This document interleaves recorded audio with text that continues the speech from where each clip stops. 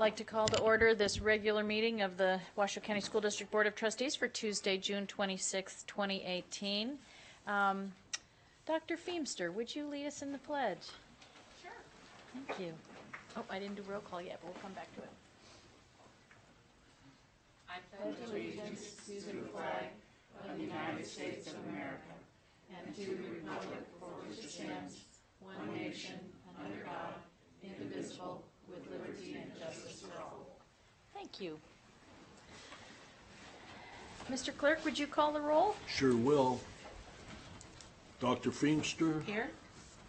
Veronica Frankel on the phone, Veronica. I'm here. Good, thank Okay. you. Katie Simon Holland, Here. Scott Kelly, Here. John Mayer here, Melina Raymond, Here.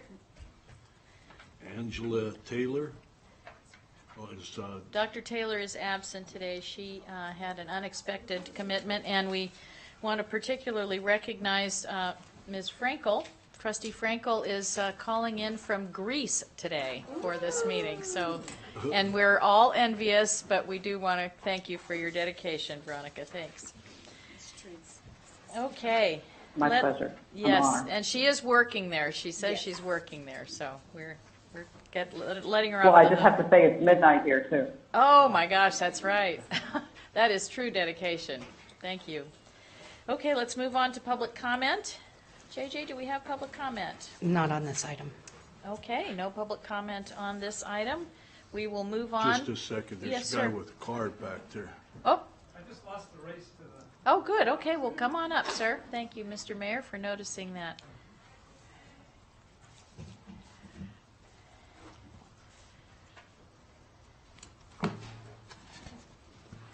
And your name, sir? My name is Dave Keyes. Welcome, Mr. Cos. You have 3 minutes. All right.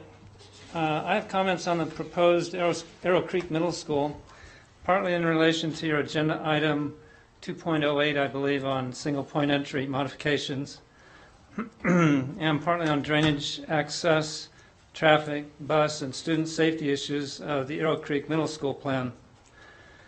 Due to my interest as a tutor and a grandparent, I'm very familiar with South Reno schools, Double Diamond, Brown, Pleasant Valley, and Hunsberger.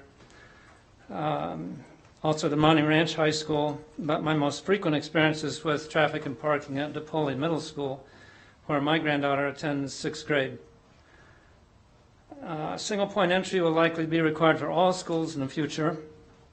I question why we're designing a new middle school with insufficient space in front of the school. The agenda item budgets $142,000 simply for building modifications at the elementary schools. But each of these has sufficient parking, 40 to 50 spaces. The plan for Arrow Creek is just 16 spaces. That should sound completely inadequate for SPE or normal operations at a middle school. It's also inadequate for school emergencies. I keep suggesting more parking there to avoid retaining wall and roadway reconstruction later. DePaul Middle School itself has 60 spaces in front of the school, needing only building modifications. There are other problems with this plan. The Washoe County Board of Adjustments denied the school district's application for a grading permit. The chairman of that board directed the school planners to address public input, land ownership, and grading issues before its appeal date of July 24th to the Board of County Commissioners. The Forest Service has not approved the land transfer, has no expected date. Further seismic evaluation needs to be accomplished after land acquisition. And without these items, the school district risks another denial by the county commissioners. This particular plan was required due to the location of faults on the previous plan that invalidated that school location. Neither the fault study nor the traffic study has ever been made available to the public, and this plan itself was not revealed to the public at a Forest Service meeting specifically for that purpose on February 22nd, despite a date of February 12th, 10 days earlier on the grading plan. Then there was a landscaping plan on April 11th. Only a few citizens have seen either of these plans. For a public school being built by a public school district, And I would request your help in gaining an easier and more open path to such changes in advance of grading the site or building the school. Thanks. Thank you very much, Mr. Cos. Is there anyone else who wanted to speak to us at this time? Okay, hearing none, we will go on to item 1.05, which is action to adopt the agenda, and we want to make note for staff, for the board, that staff is requesting that item 2.12, which is approval of the contract to H&K Architects, Cunningham Group Architecture, in the amount of $2,885,500 for the design development phase of the architectural engineering design services for the new Wild Creek Area Middle School, to be pulled from the agenda. So an action to adopt the agenda would be removal, would include removing that item from the agenda. What is that again? What did you say, Wild Creek Middle School? It's the design development phase architecture contract. It will come back. It will come back to But the board. Is it for Wild Creek Yes. Middle School? No, high school, the Wild Creek Area High School. Okay, you said middle school. Oh, That's I'm why so sorry. questioned it. I'm so sorry. I was listening to Mr. Cos. Yes. Just lets you know I was listening, Mr. Cos. Yes, I'm sorry, the Wild Creek Area High School. Is there a motion to approve the agenda without item 2.12? So moved. Thank you, Mr. Kelly. Is there a second? Second. Second by Dr. Feemster. Is there any further discussion? Hearing none, all those in favor, please signify by saying aye. Aye. Any opposed? Motion- Aye. Thank you, Veronica. Trustee Frankel. Okay, motion is approved. Our items under number 2 are consent agenda items, and we have quite a long list of consent agenda items. That would be 2.02 through 2.22, and we did have some questions, and I assume those are made part of the public record. At this time, I would ask if anyone has any public comment on items 2.02 through 2.22. Is there any public comment on any of those? Okay, any questions from the board on any of those items, or any that you want to pull out of consent? Okay, hearing none, I will ask for a motion to approve the consent agenda items 2.02 through 2.22.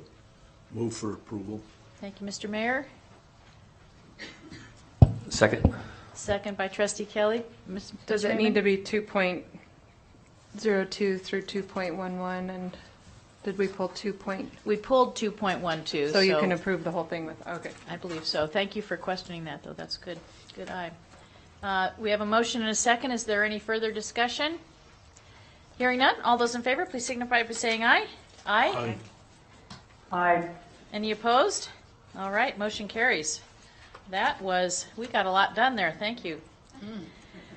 Okay, items under number 3 are budget items, and today, under 3.01, Mr. Mathers, our Chief Financial Officer, and Mr. Steve Seaman from ResourceX are giving us an update and discussion on the status of the district's priority-based budgeting process. And just a little editorial comment, we are the first school district in the United States to adopt this best practice of government budgeting, so we're very excited about that. And this includes a status update and possible action by the Board of Trustees to provide direction on the district's results and definitions to be used in the process. So welcome, Mr. Mathers and Mr. Seaman. Thank you. I'll make a few remarks before I turn it over to Steve, and he'll give the bulk of this presentation.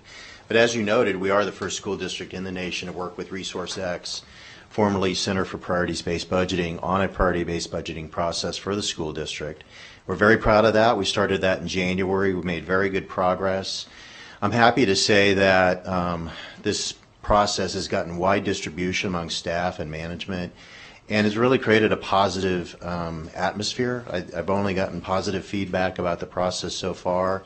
There's excitement at various levels of the organization about this process. So things are going well. We did take a pause during the budget process, but we are back into it.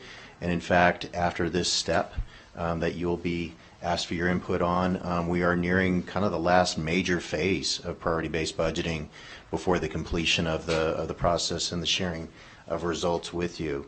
Kind of by virtue of the fact that we are the first school district to do priority-based budgeting, we've hit a couple milestone dates where we've stopped. We knew that We are different from cities and counties, and so we've stopped and asked ourselves, what changes to the model might there be for public education? So we wanted to be very thoughtful. We've had many conversations with ResourceX about that. We have weekly 1-hour calls to work through those issues. And then the other thing I would say before I turn it over to Steve is we've involved various layers of the organization in this process. So we've at various steps, including the major kind of step we're going to ask you about, we've included our leadership team. We've surveyed them 2 times on results and definitions. We've involved our financial review committee.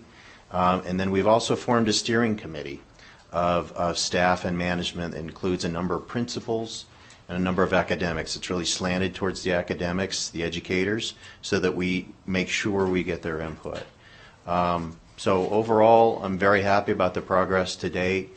It's been a learning process for us, for sure. We will continue to refine it year after year. But I think for this first year, made really good progress so far, and a lot of insights have already come from this.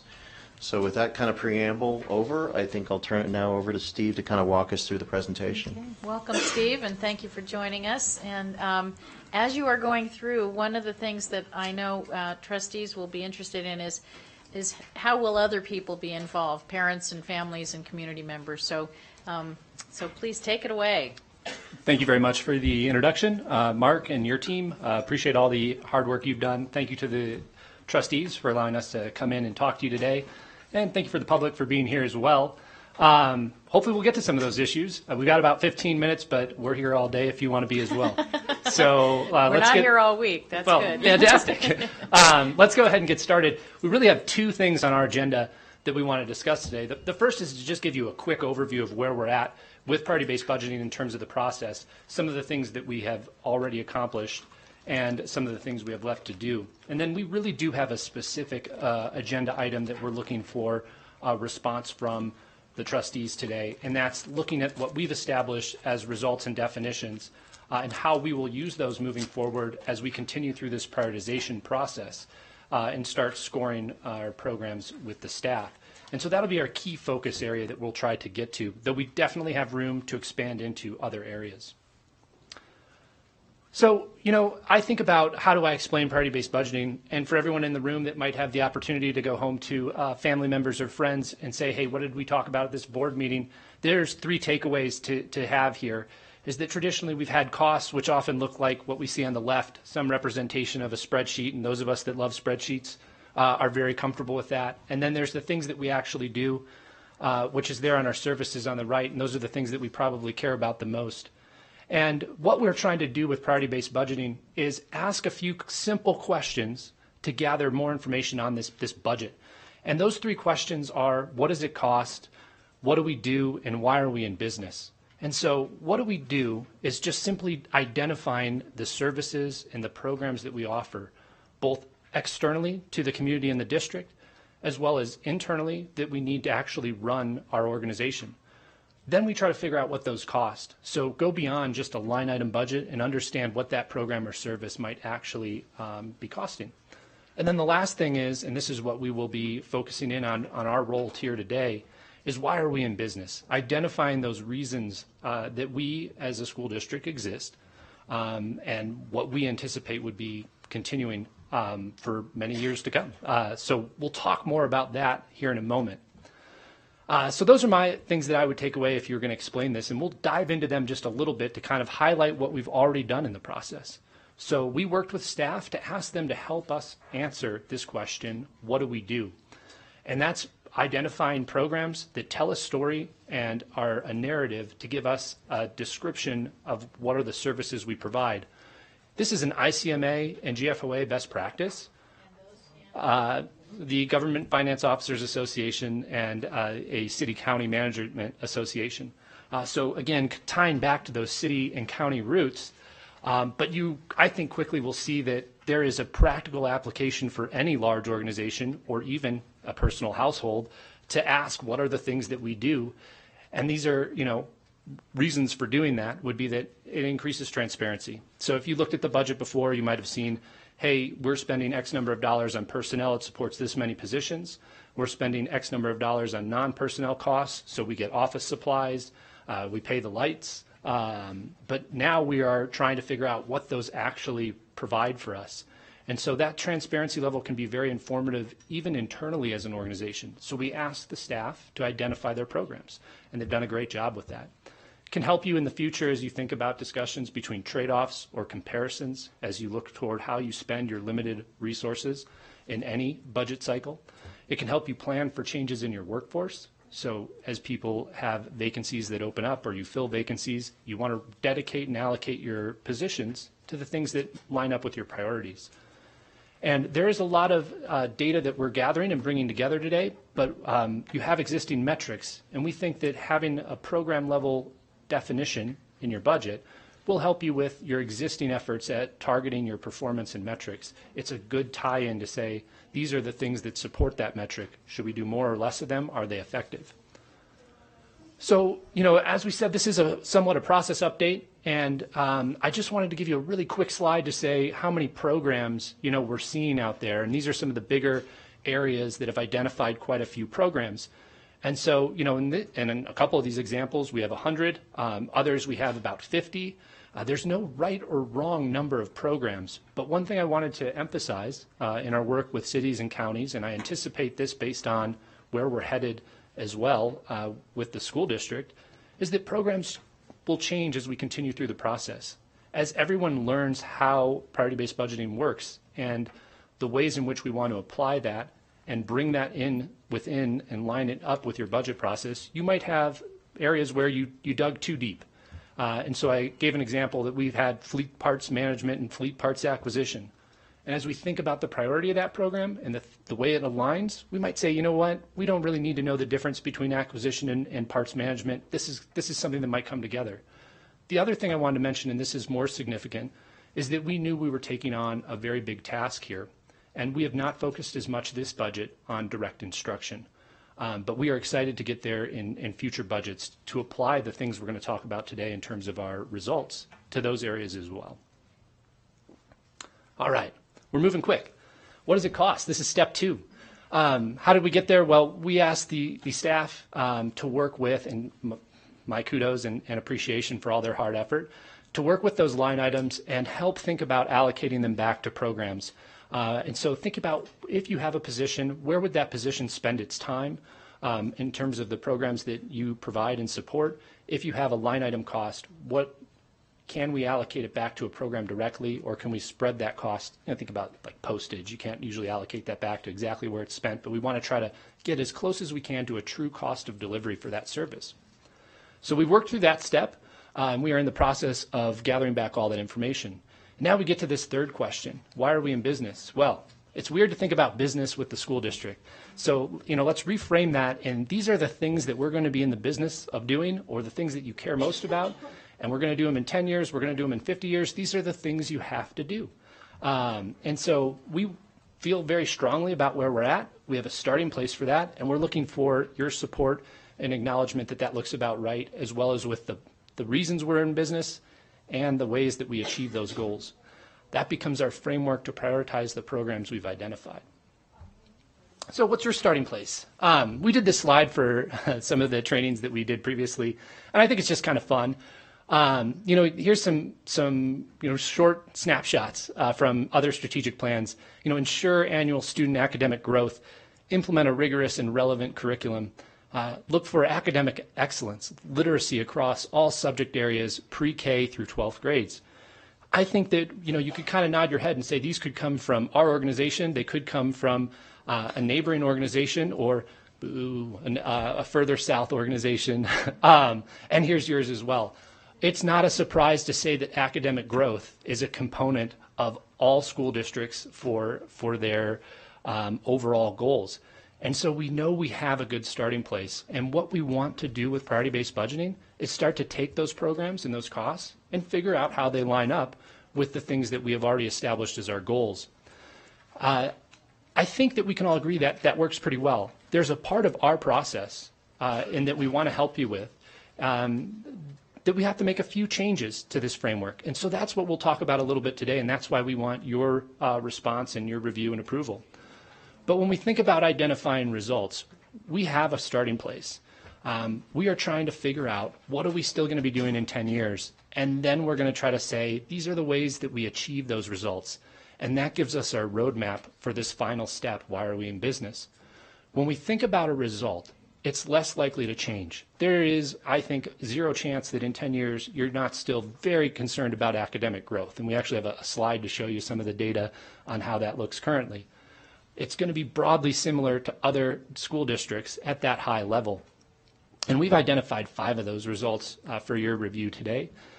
But when we think about the ways we achieve those results, those definitions are probably a little bit more unique and a little bit more likely to change over time. And so we're giving an opportunity for you to review them. But we actually use that as a roadmap to say, when I provide a service, if we have avid programming, does that actually help me foster academic growth or increase our career and college readiness? And we want to come up with, 5 or 6 definitions for each of those result areas that we've identified to help guide us toward actually applying this to our programs. So we're going to talk a little bit about how we'll use this material for the scoring process with the staff at the end of the presentation. Why only 5 or 6, results or definitions? We do a lot of work with these results. We think that there's a pretty core group. If you had 12 definitions, I would say you probably have 2 separate results rather than 1. And so that's why we've kind of split things up the way we have. Like I said, our starting place was your strategic plan, which looks like it was just updated this past February, I believe, and revisited. And so, you have 5 basic goals there. And part of our process, and this will be new, is to say, look, some of these goals align with the things that we are delivering to the school district directly. So, if we're talking about academic growth or ensuring that our schools are safe or engaging the family and staff and trustees and community and building partnerships, those are really external facing. But if we're talking about running efficiently or maintaining and attracting our workforce and retaining an excellent workforce, those are goals that often align better with internal services. So when we go back to that first question, what does it cost? We really want to think about having some programs that we can evaluate and score and compare to results that are in one of 2 areas, either an external or internal view. That's so that you don't have a finance program compared to a program within a school. That would be an unfair comparison, and it doesn't line up as well. We still need to have both. And obviously we're going to have a lot more of our resources dedicated externally than we are internally, but we can't get rid of all of our internal resources, and we might look at them under different criteria. And so that's what we're here to discuss. I was mentioned earlier that we have engaged the leadership team, and we surveyed to gain some information and comments on both the results and definitions. The definitions have been reviewed by several different groups. The steering committee has had input. The financial committee has had input. The leadership team has had input. And each time we have changed and added and revised, starting from your strategic plan, getting to where we're at today. And we would also hope that the trustees would have input and approval of what we have to present. I bring this slide up because I really like that it shows how, when we talk to leadership, what did they think was, where we should be putting the most amount of our dollars. That's what we asked. And what we got back was academic growth, almost 2 to 1 to any other category. Then safety, and then some new ideas, well-rounded student experience, career and college readiness, and community partnership, which is already identified in your strategic plan. So we have incorporated some of the information from this survey into our results that we have currently, and we'll dig into those in a little bit more detail right now. So just to refresh your memory, we started with the strategic plan, and your plans, each of those goals often had 1 or more objectives or several, and really those became something that we wanted to validate and say, you have these objectives, they tie to this goal. We think that that's broadly going to be the result you want to have. Does everyone agree with that? And do you have any comments or suggestions for other ways that we might achieve that goal at that high level? And so that's how we came up with these result maps. And so these become the fundamental sort of framework for us to evaluate and begin to align those programs with our priorities. And so first we have academic growth. And this one ties very closely to the strategic plan. And so I've just highlighted on this slide, and I hope you've had time to read through these elsewhere. I don't think we'll have time in the time allotted today to dig into that. But we've highlighted that this is coming from your objectives. And then where you have things that aren't tied to those objectives, we do have some new ways of expressing how we might achieve that particular result at the center. When we think about safe and supportive, and go right ahead. Can you go back one? Sure. So I just want to make sure this is clear. So some of Resource X's terminology doesn't probably resonate with you immediately. So when we talk about a result, that really means a priority. So we have 5 major external services priorities. And the first one is academic growth, and it is from our strategic plan. And so if you're saying, what is he talking about, results and definitions? A result is a priority. So what we're saying is academic growth is one of the 5 top priorities of the district for external services. And then around those, around academic growth are what is called definitions. And again, these are simply the ways the district has identified, kind of uniquely for Washoe County School District, how it will achieve academic growth.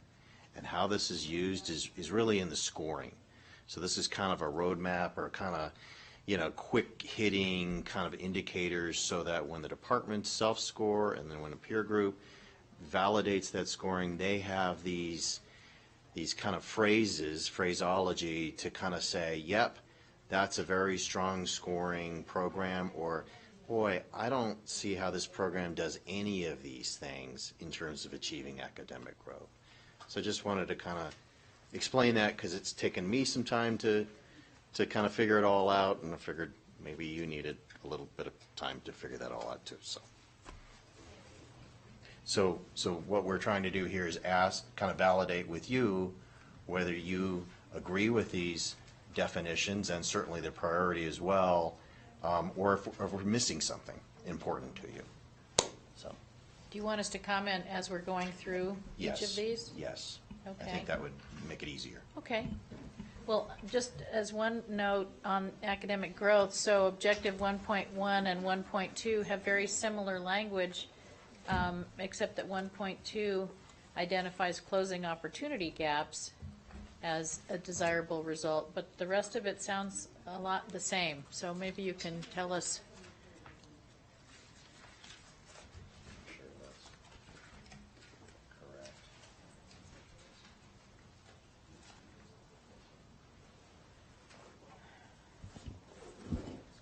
If we're talking about meeting the needs of every child, and the second one says ensuring that the needs of each individual student are met, but 1.2 adds closing the opportunity gaps, which I know is certainly an important modifier, but I just wanted to ask the reasoning there. Sure. So I think that's quite to the point of what hopefully we were looking to gather from both the trustees as well as leadership in terms of saying, hey, are we happy with the way these read? I think that if we were to say, do we agree with what it is saying, that if we achieve that, if a program speaks to that particular area, do we help them achieve the result of academic growth? If that's a yes, but maybe the language needs to be improved, we're more than open to editing it. Or as Mark said, if we are missing one of these ways that we achieve academic growth, we're willing to incorporate that. So this is why we're here. We can take that feedback, and as we continue to discuss with the steering committee and other forms of leadership, we can make modifications. Yeah, I think, they're both important things. It seems like they could be combined into one, meets the needs of every child in our diverse student population so that we can close opportunity gaps. I don't know. Just, anyway, it seems like part of it is duplicative, but it's a very important point and we don't want to lose it. Dr. Feemster? Yeah, I was just hoping that we have something separate for diverse students because I think it's important to look at minority students with, I'd say, a different lens, because that's where the gaps are. So that's what I was thinking that was about, and maybe I'm reading it wrong. Yeah. I don't know that we're going to, we don't want to do too much wordsmithing up here, but just For the those were future, I 2 see. points of view. Okay. Just if we could make that clear so that it incorporates the specific needs of students from diverse backgrounds, and we also are closing opportunity gaps, ensuring that the needs of every student are met, every individual student are met, regardless of where they come from or who they are. Mr. Mayor, did you have a comment? Yes, I think to have those two split like you have is a good idea because it's entirely different. And so 1.1 addresses one thing and 1.2 addresses another. And they're both on the top of my list. And I think it's good that you have them separated. That way they each get the amount of time devoted to each one. And so this will become clear as we, I think, get through sort of kind of the last slide for how we are going to ask the staff to apply this framework. But we are looking to make ties to a program to the actual result of academic growth. So a program could very directly and in a significant way impact objective 1.1, or in our case, we're just going to call it a definition.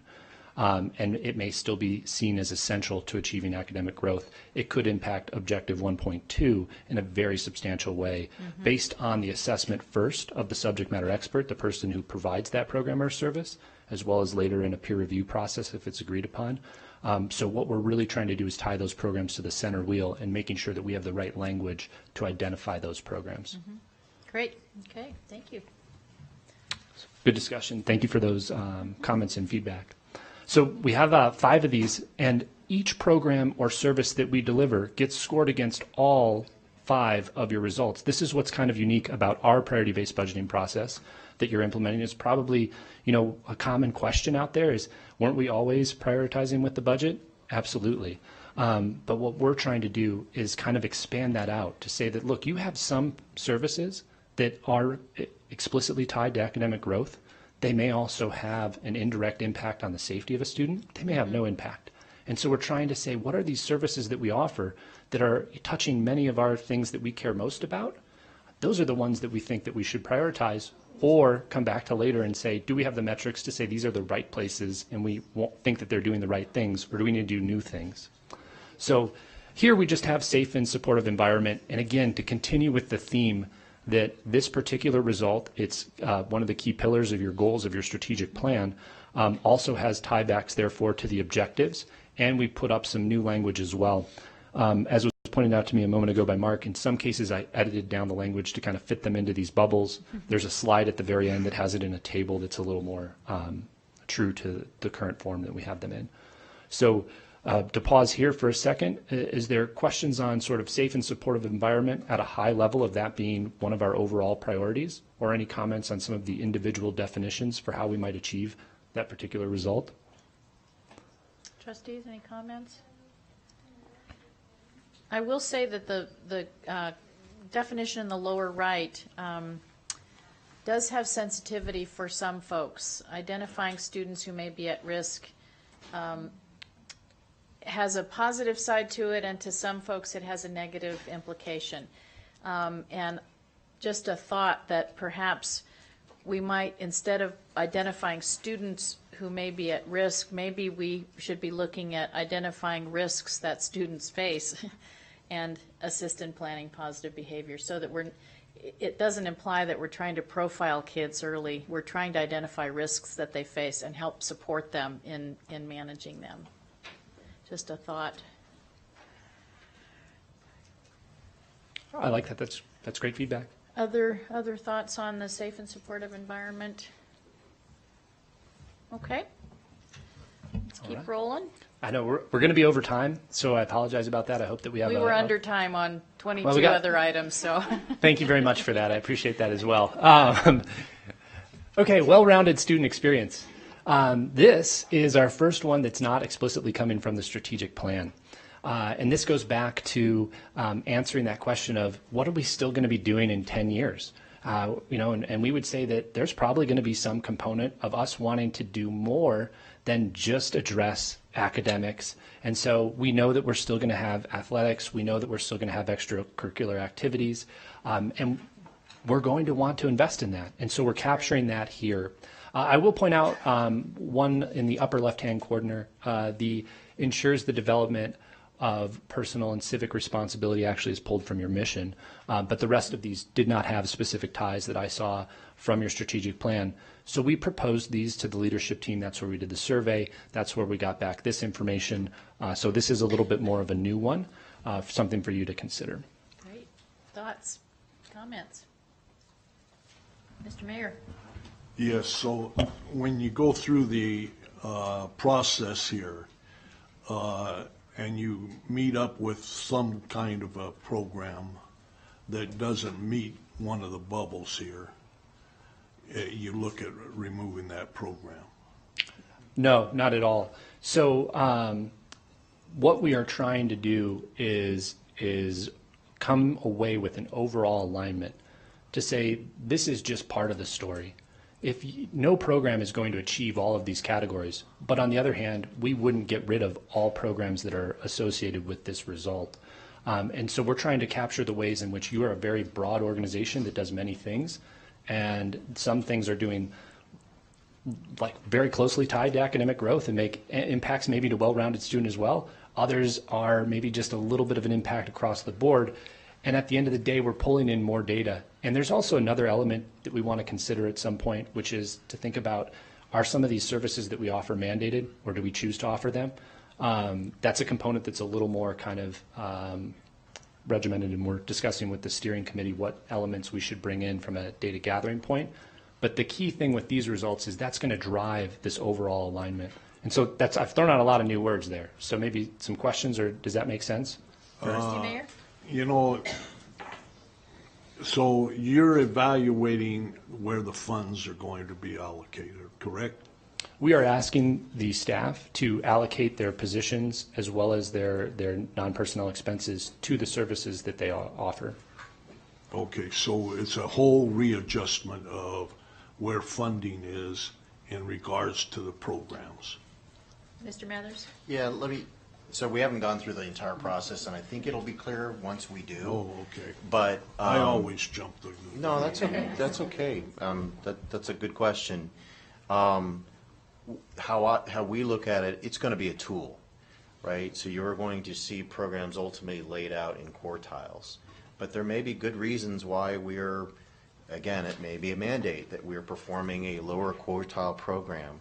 And it just starts the analysis. I mean, what it'll help do is focus budget staff to look at lower priority programs and ask ourselves, can we reallocate dollars from those programs to higher priority programs or not? And you will have ultimately that decision to make. But it is trying to provide that information to you. So it's not, the process doesn't end with priority-based budgeting. It really just starts there.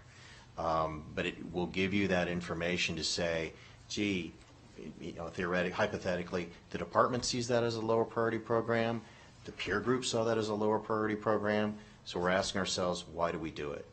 And maybe we don't want to do it, and maybe we need to or want to continue to do it, and that'll be your call. May I? Yes, go ahead. And one thing that I see this is like a roadmap or a course. And then once you get this established, and then you're going to make mid-cruise corrections by in the next budgeting cycle. That's right. So it's an ongoing process of, and you keep saying 10 years down the road, but to get to that 10, we go through 10 steps. Absolutely. And I mean, I think to picture yourself as a new member to the board, or the next new member to the board, and you were presented with the budget and trying to relay this back to the things that you're having conversations about. And we want to boil that down to the program that we offer, the cost of that program, and to give you that roadmap to say that, look, we've talked about how it achieves against academic growth, how it achieves against providing safety in our schools, how it helps impact our well-rounded student experience. It may not do all of those things, but it is giving you a roadmap if you wanted to seek out what do we think as an organization are the things that are essential to achieving this result. And we think that's exciting. Mm-hmm. And you know, all of us have been to the National School Boards Association conferences where we are reminded that the board's chief role is to make sure that we are allocating resources reflecting those things that are most important to the district, like growth in student achievement. And so this really gives us a way to make sure that our resources get directed to those things that we have declared are important, whether it's equity or whether it's school safety. And just before I stop, I want to thank you for this well-rounded student experience piece, because that's really, really impressive and was missing. Yes, Dr. Feemster? Yes, I have a question, I guess, for Tracy. We've spoken a lot about the ESL program in Las Vegas and how they have the same funding, and yet their results are so different than ours. So would this be a tool to help us address where that gap is? I think this will be a tool to look at all the gaps, not just those gaps or what we spend on what the return is. And it doesn't necessarily mean that if the return is low that it's a bad place to spend money, because there are areas where we're going to just have to spend more money to educate kids, right? And so I think it just lets us look at everything and scope of all the money in the pie. And then we can make more informed decisions based on results.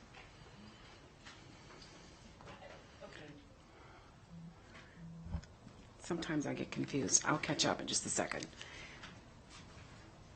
Was there a training on this program for us as board members? This Yes. is new for the district. We're the first district pretty much that you've done this with, This is correct? the first district that Yeah. we've worked with. So yes. this is new for staff too, leadership. We are all working through these pieces.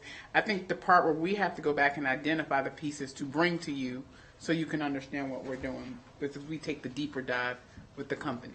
And we have Yeah. had presentations on it before when we decided to embrace it Right. and gave staff direction to pursue it, but it was still pretty much at the Yeah. surface. Yeah. Okay, so I think that's why I have a lot of questions, just because I don't see the whole picture. But as you go through it, it's becoming clearer. So I appreciate. I mean, I really like the program, but I was wondering if we are going to have some real in-depth training for the board. There is absolutely a lot here. I think what I would always want the board to take away at the end of this work, and when we are completely implemented, is kind of coming back to Tracy's point about, we want to show you all of the services that are offered, what they cost, and how they align with these priorities. There are many steps along that way that we've engaged staff with. Specifically here, where we're looking to engage the board on saying that we've got the right results. These may change somewhat over time. We don't expect them to change a lot. But this is, you're right. We are not giving you the whole A to Z story, and some of it's yet to be written. But this is kind of a narrow piece of that pie. Okay, am I correct, Mr. Mathers, that your department, you specifically, would now play a real integral role in student achievement? Or maybe, Well, sure. I mean, because it appears that way. Okay, so when we say integral role, you have to define, will the finance office be providing direct instructions? You already know the answer is no, right?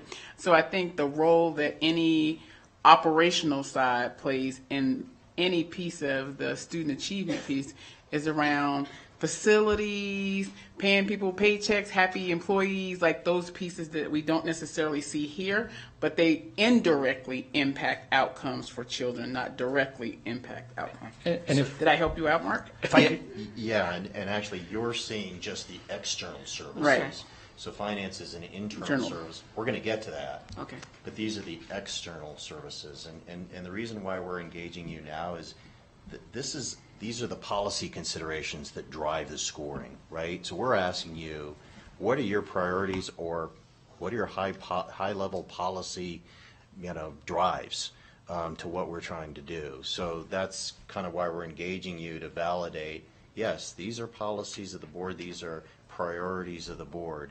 And if you thought we missed something big time, then we need to hear that, because we're about ready to go engage into the scoring process. And so that's why we're here. And as yet, you have not taken it to the instructional side. You said that earlier. Correct. Yeah. they're involved in the steering committee, though. They are. Right, but So- it's not being applied to the instructional side, and it's very bottom up. So this is everybody who is closest to how the expenditure is made, is making recommendations about how important that particular expenditure is. Okay, Madam President, just one more follow-up question. I'm thinking that if Mr. Eppolito were here, he would ask about the data. So I'm going to pretend I'm him. And I just want to ask, talk to me a little bit about how this data is going to be stored and how is it going to be utilized, just so we could let him know that we were thinking of him. Sure. So one of the reasons that we're here is that there is a software application that we take and start with your line items. And then we work through several exercises to tie those line items to programs, and then we score those programs. And so we end up with a tool that allows us to filter and present that information and withdraw it in any way that you like.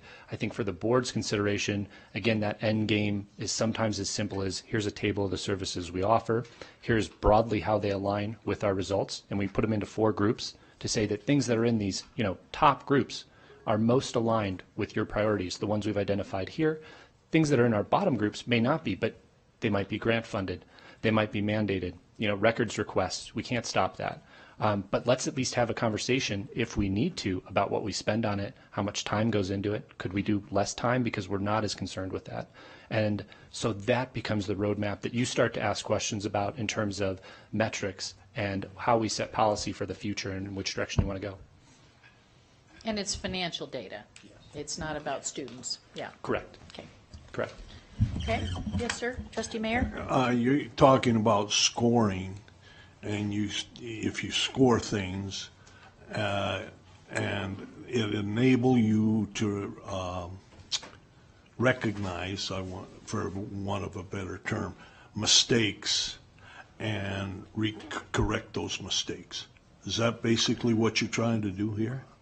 So there is a part of the process that is meant to reconcile a mistake in scoring, that if you as a subject matter expert who provided that program said, this is how I think it aligns with that result, it's essential to it, we're also going to ask groups of peers of theirs to say, hey, as an organization of service providers, do we think that that's actually essential, especially when we compare it to all the other ways that we're achieving academic growth? And so sometimes things stick out. So there is a component of that. In terms of looking at managing all those individual differences in scores, we start first at that highest level to say that the department come up with one type of alignment and the peer teams come up with another. Then we need to engage on those and say, what was the difference? And sometimes it's things that end up being obvious as we work through this process. And how would you take that forward? Well, if you felt that, maybe you both agree it isn't as aligned with our priorities, we're probably not going to get there today, but maybe for future, when we think about the different people and how they engage with this data, we would ask the directors and the chiefs and the managers to say, I now know what services I provide, how they align with my priorities. If I'm not happy with this, there are things I can do to control it. I can control the time to some extent that I spend against some of these priorities. And our goal is to say, if you can start to think of it that way with the budget in mind, can I reallocate more of my time into the programs that align best with the priorities? Do I need to start new programs? Maybe these I have to do, and I can free up some time and put them into other things. That's what we are encouraging you to do with the data. Well, thank you for taking that up, because I think that's a real important part. To self-evaluate. And so this expands the people that are going to look at the programs, according to what you just said. I think that's terrific. I think all those people were probably already involved. We just didn't necessarily get to that level of detail before, right? I mean, if you were talking about making any sort of impact on the budget, you're impacting the services, and we just didn't have the framework to discuss it. And so we're creating that. And your words were exactly what my words would be, that roadmap. Well, it could be, too, that this is making an informal process formal. Mm-hmm. Yeah. Correct. I'd like to take a pause and see if Trustee Frankel, if you have any comments you'd like to share or any questions. Oh, thanks, President Holland. I also am really appreciative, and Steve and Mark, I'm sorry I'm not there to discuss this in person. I'm looking at the slides, and I too am really pleased with the slides on well-rounded student experience and career and college readiness. I think my questions on the language in those bubbles have to do with how will we measure them. I'm sure that's not a surprise to many of you because I say that all the time. How will we know we've done it? So, for example, when we use the words like provide access to, that's sort of a yes or no kind of question. I think maybe my questions have more to do with how we're going to score that, who's going to score that. I heard reference to a peer group, and maybe that's more in the weeds, and maybe that's coming as you describe the process. And I, too, like Trustee Feemster, think that maybe a workshop to get into this a little bit more and understand how all those pieces fit together would help me understand this. But my biggest question is how will we be able to determine in the scoring process what's a good score, what gets a higher score if we were to use words like promotes or provides or offers. I do see words in here like, for example, under career and college readiness that refers to improves or increases the number of students. Those things are more easily measurable and seen. So I guess I have broader questions about how we're going to measure some of the words that are a little less clear. Go ahead, Steve. I'll just give you kind of a quick, thank you for such a great forward-looking question. If I had any hope of getting done in 15 minutes, that was long gone, and now we're totally sunk. So I will try to address those just briefly to say we are 3 of the 5 results through trying to identify these high-level priorities, and we just discussed, I think, what's coming up next for us. So there's definitely more out there to cover. Secondly, we will briefly discuss this scoring process. But that is in itself probably a much more intensive conversation. So I'd like to revisit your question about how will we know we've done it in a few slides when we get to that point. So if it's okay with the board, we'll continue on to the next one. So here's another. Thank you very much.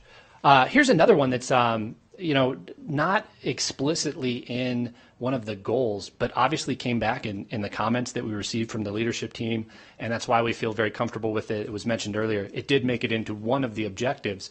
And so I would have you think back to our survey and our kind of intuitive thought, right? What are we here to do? What are we going to be doing in 10 years? We're going to be doing academic growth. Why do we not have 12 definitions under academic growth? Because we have lots of ways we achieve it. I think, a cousin of it might be well-rounded student experience. A sibling might be career and college readiness. And so that's how we are reflecting the importance of academics throughout. And that's why we have proposed this result as well as another way to measure and give you that roadmap. Some programs will be very laser focused on academic growth. Others might be very focused on career and college readiness. Some may have a mix between the two. Any questions or comments on this one? Yes, Trustee Kelly. Thank you, Madam President. I think on this one, I would like to see military as kind of a separate thing. I mean, I guess you could consider the military to be a career, but having been in the military, I know it seems like it's its own separate thing. So I'd like to see maybe another bubble or just include the word military in there somehow. And then on the previous slide for well-rounded student experience, should have brought this up before, the top bubble and the bottom-most bubble are both about co-curricular and extracurricular activities. They're just worded a little bit differently. That might be one, like at the previous slide, where if there's a way that you could wordsmith it to combine them a little bit. If you can, I think that would be good.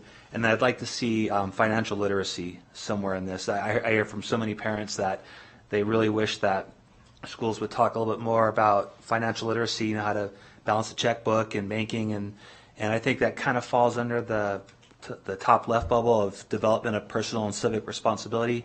But I think just having the words financial literacy somewhere in this would be helpful. So thank you for those comments, and just to kind of tell you that it's exactly the kind of feedback we're looking to get from the board today, and also just to couch that in the terms of when we see a program that scores an essential marking for well-rounded student experience, it's not going to tie back to a specific definition. So it could be any of those, just so you understand that limitation. But thank you very much. Great input, Scott. Other comments on career and college readiness? Anything from you, Trustee Frankel? I know you mentioned this one. I think one of the things, I'm not sure, I don't want to wordsmith it, I think one of the things that as I look at some of these, I think it would be great to find ways to rephrase them so they're more student-centered, as opposed to that the program's doing what it's doing. It's more that the students are given opportunities or provided opportunities. So, for example, students create individual college and career plans. And I know we're focusing on evaluating the programs, but I just try to keep that student-centeredness in my mind as I read these words. I may not be saying this very clearly, but it's just a thought. Thank you. Thank you. Okay, let's keep moving. One more. We've got as a last one, community partnership, and this one is here because it is from the strategic plan. And so there were several objectives that were tied into it. And one new definition that actually I think was in the survey we did, the language was pretty well responded to by the leadership team that looked at these definitions. So, again, opening it up for commentary, I don't see this as please let me know if we've missed the mark, but I think community partnership is going to be something you always include in the services you deliver. But I will open it up to comments on either that level or the definitions that support community partnership. Trustee Kelly? Yeah, thank you, Madam President. I'm really glad that you guys spelled out volunteerism. One of the most painful cuts that we had to do was the cutting of the volunteer services coordinator and then taking volunteerism and putting it into the communications department. So I'm really glad that you highlight volunteers in the schools and their importance and how that can tie into student success and school performance. So just kudos for that.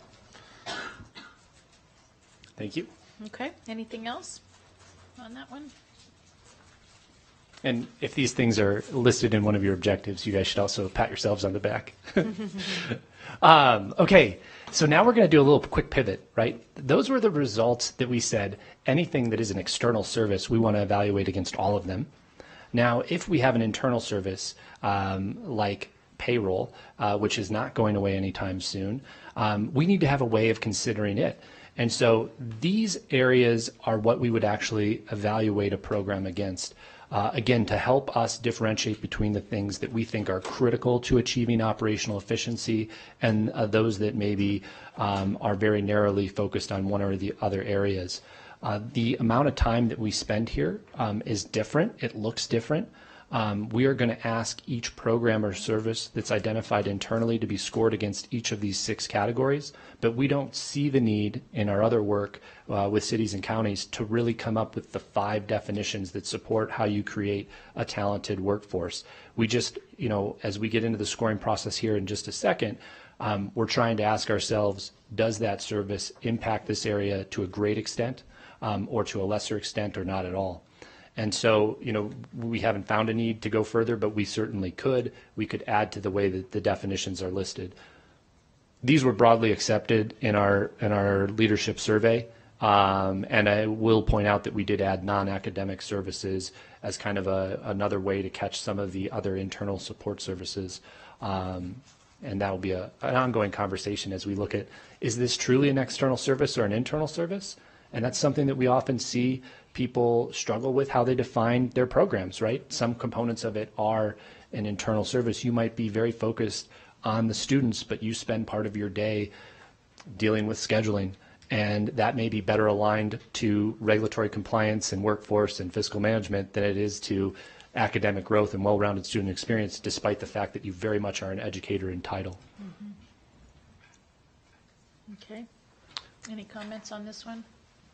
Trustee Frankel, any comments on the operational efficiency slide? Just love the leadership and communications bubble, so thank you for that one. Great, and actually here, for some of the comments earlier, these would give you a direct kind of line to these bubbles and the programs that are essential to that area, again, forming that roadmap. Good. And no surprise here, these are the other half of your strategic plan, your goal of specifically dealing with workforce training.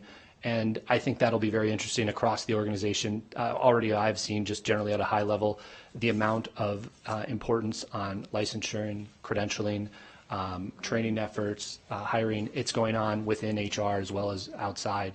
So that I think will have a lot to look at. And then just broadly expanding out goal 4 in operational efficiencies. And I would think that the non-academic services will have a lot of things under it. That's going to be a big one. And I think those are, an area that may get kind of Parsed. from budget to budget, if there's something that needs to be realigned in subsequent budgets for how we might approach it, and that's an area of consideration. Great. Okay. Thank you.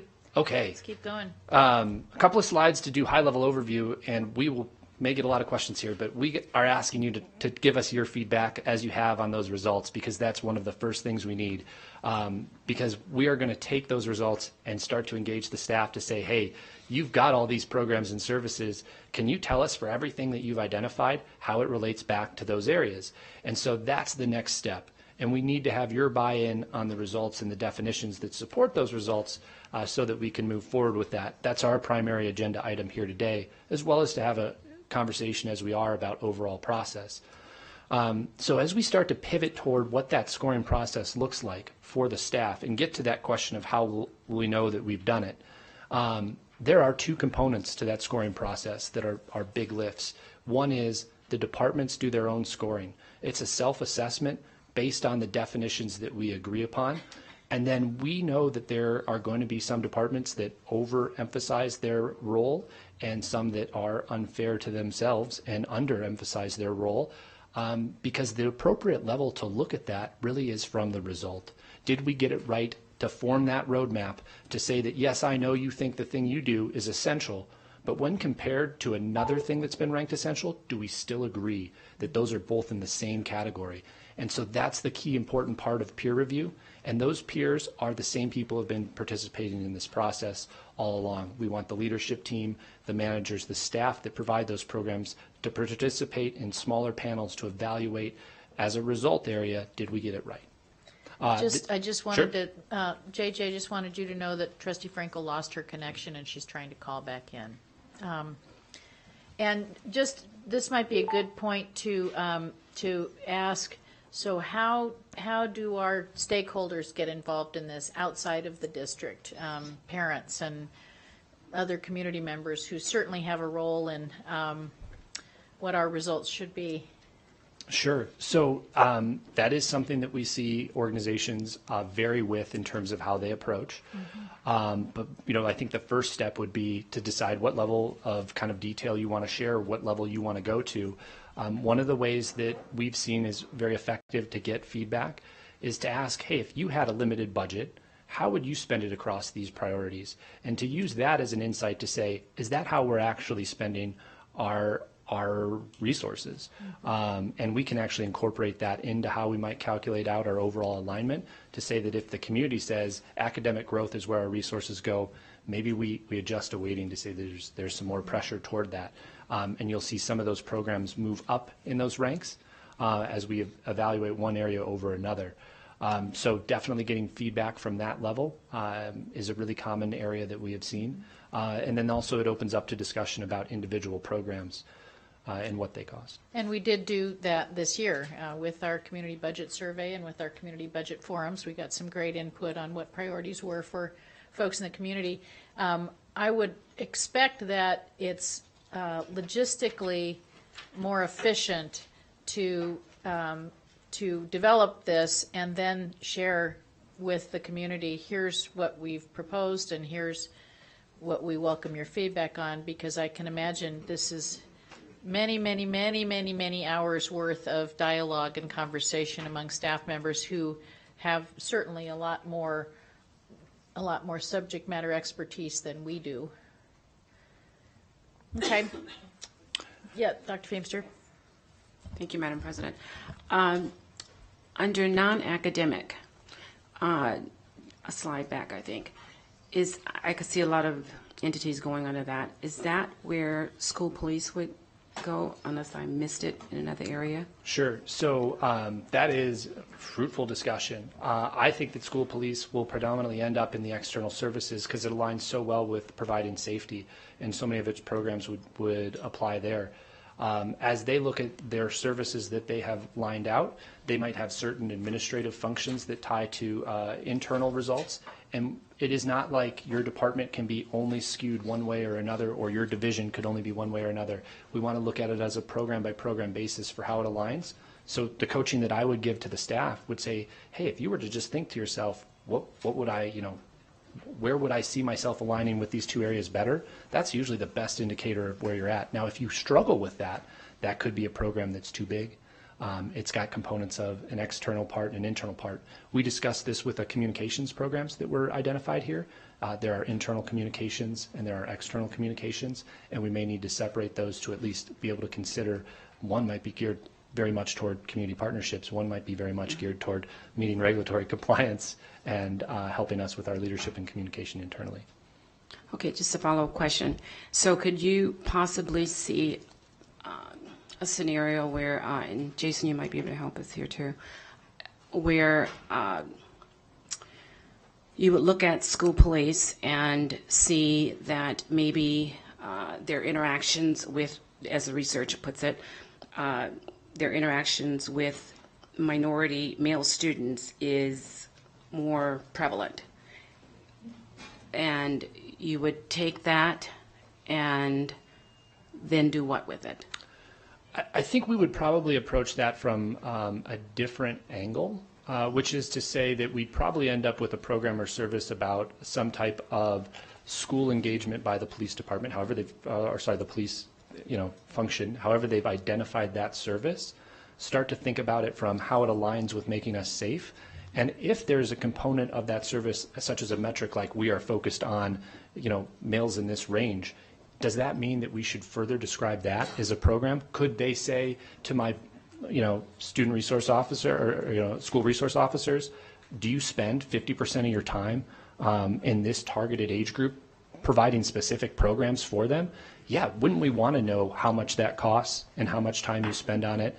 And then you would start to have questions beyond what we're doing here about maybe there's a metric saying that that's effective or not. I like the point going back to how we might tweak safety to say the difference between, I think it was identifying, identifying risks that students face versus at-risk students. And I think that might tie into thinking about how the police identifies their programs and services. Yeah, I would be more interested in specifically looking at the disproportionate number of minority male students who are suspended at higher rates or maybe more expulsions, if not even going to Jan Evans. So that's the type of things I would look at. And if that would give us that information, I think it would be really helpful. Sure. I think that might, so we have a constant kind of balance. When we think of a program, we have to consider that we get the right level. And so sometimes we get them too small, and sometimes we get them too broad. And sometimes we find out later that the feedback that we get at the level we have is that we'd really like to see this. There's some benefits to going down to that level, but that doesn't, if we had something to the equivalent of like a police patrol type program, and we knew that was a component, that doesn't preclude you ever from asking those same questions in other metrics that may better track that. And it's a question, for all people involved, is there a way to define that at a programmatic level? And what we're trying to get here is kind of a starting point to start to look at some of those changes. And again, this program is less about evaluating the program and more about how we will make resource allocation decisions. So we want to make sure that's the scope. And those evaluations are critically important, as it's a sort of an iterative relationship. So we establish that roadmap and say, this is the first pass of how we prioritize how we should spend our money. And then, as you said, Steve, one of the next layers of that is how well are we meeting the goal of what that expenditure should produce. And I think, that's where we get into looking at that deeper dive. Yeah, that's great discussion. Okay. All right. A couple of just quick takes. Didn't know, but we'll go through them as quick as I can. I just want to highlight 4 parts of this process. Our results are meant to be applied to everyone. So there isn't a separate, other than internal and external services being needed to kind of have different results. We're using the same framework.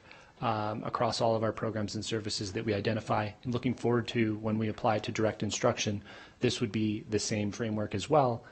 So considering in the future, thinking about these definitions. The decisions, we want accurate information. We think the best place to get that from is the departments who are the subject matter experts. They're out there offering that service. So we're going to ask them to score first.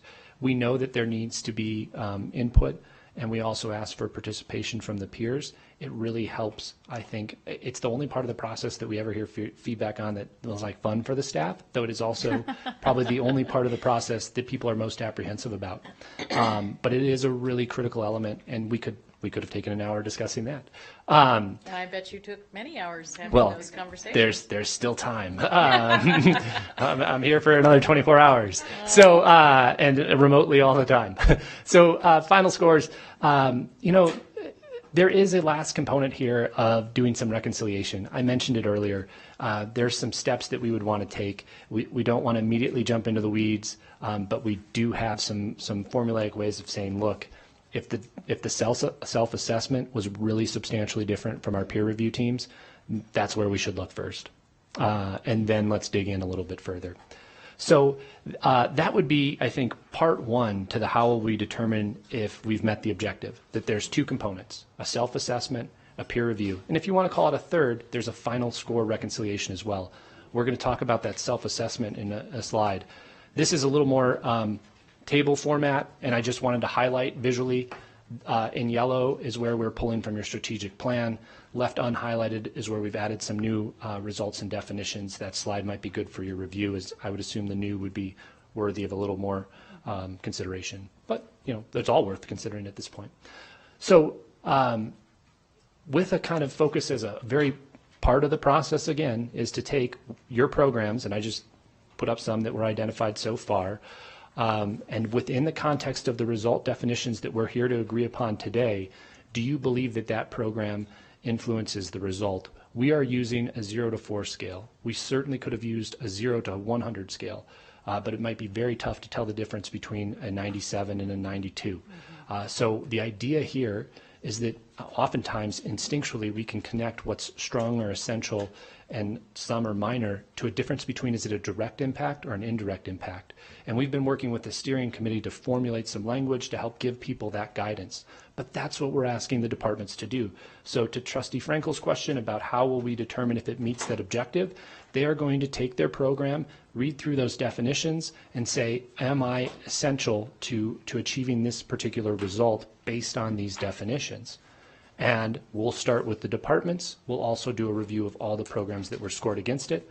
Some will be marked a 4, a 3, a 2, a 1, a 0 being no relation. And again, it's not a bad thing to be a 0. You might be mandated, you might serve the entire group of second graders, and you might be, completely cost recovered from grants. Might be a great program. Zeros aren't bad. Not every program does everything. Otherwise, we'd only have one program, we have hundreds. And I just want to make clear on this visual that the numbers in that column do not relate to those 3 programs that you have in the middle. I apologize. No, that's not. You don't need to be sorry. I just want to make sure the public knows we're not saying that after-school programs are less valuable than two-way immersion. True, but two important parts. It is really difficult, even when it's the same program as we've seen elsewhere in city and county government, for us to score it for you. Mark brings up this point. He's like, snow removal, come on. We don't care about that here. But in other communities, they do, right? Because they get a lot more snow. Where do you live, Mark? Well, okay. I mean, sorry. There's variations here.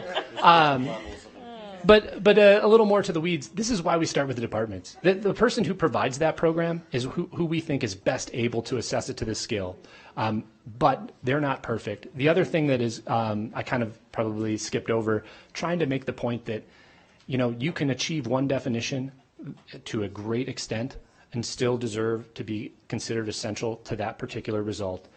You might just barely touch 4 definitions. That does not make you essential. We are looking for them to make that assessment. Again, considering, hey, if I didn't offer this service, would we still be able to, would there be a major impact on the metrics that are currently tied to it? Not every program has a metric, though, so we also need to consider direct and indirect impact. And when you get down to ones, we're thinking, you know what, there's got to be a logical connection. We would qualitatively agree with that. And when you get to a 0, we're just saying it's not tied to it. So let me pause here and say, for the scoring process, we know that this is probably a shortened version, but Trustee Frankel, do you feel a little more comfortable with how we will determine if we meet the objective as we were pertaining to those high-level priorities like academic growth and well-rounded student? I do, and I look forward to hearing more as you progress. I'm sure it's going to be a learning experience for all. Thank you. Any other comments or questions at this point? Madam President, just a quick comment.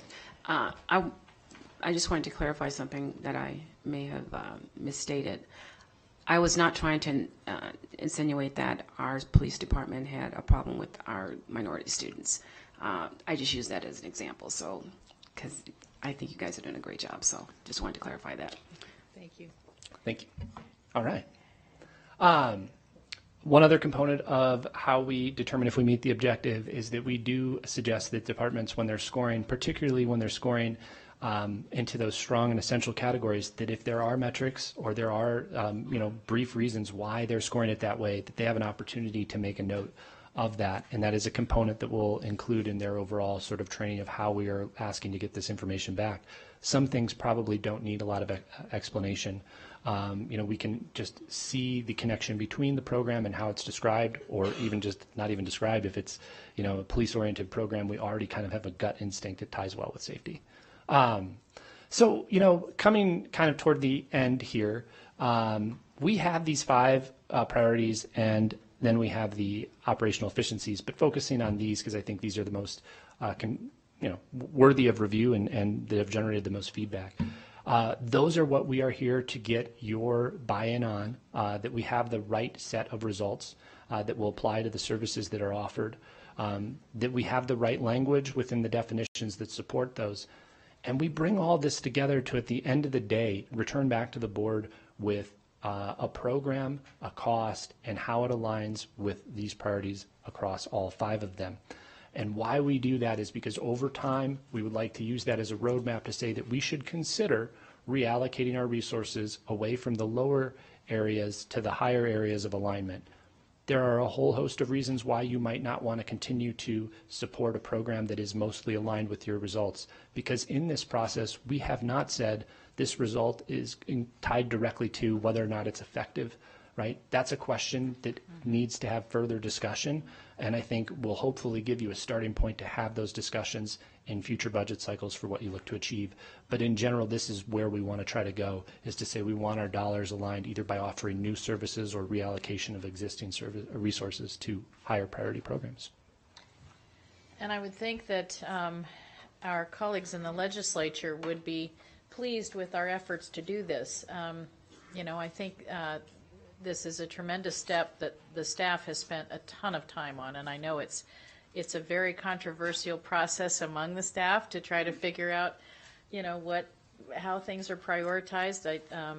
As other trustees, I want to thank the staff for that, and I do want to underscore that I think this is a great example of this district's transparency of decision making and commitment to aligning ourselves with the things we've heard from the community are most important. So I think we've had some discussion about some changes to some of the language.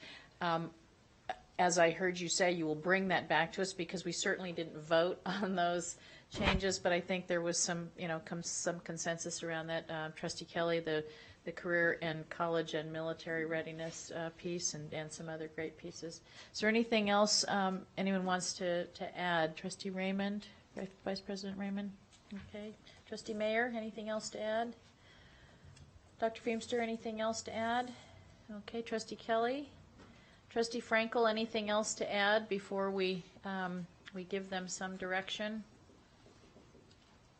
No, at this time. Okay, great.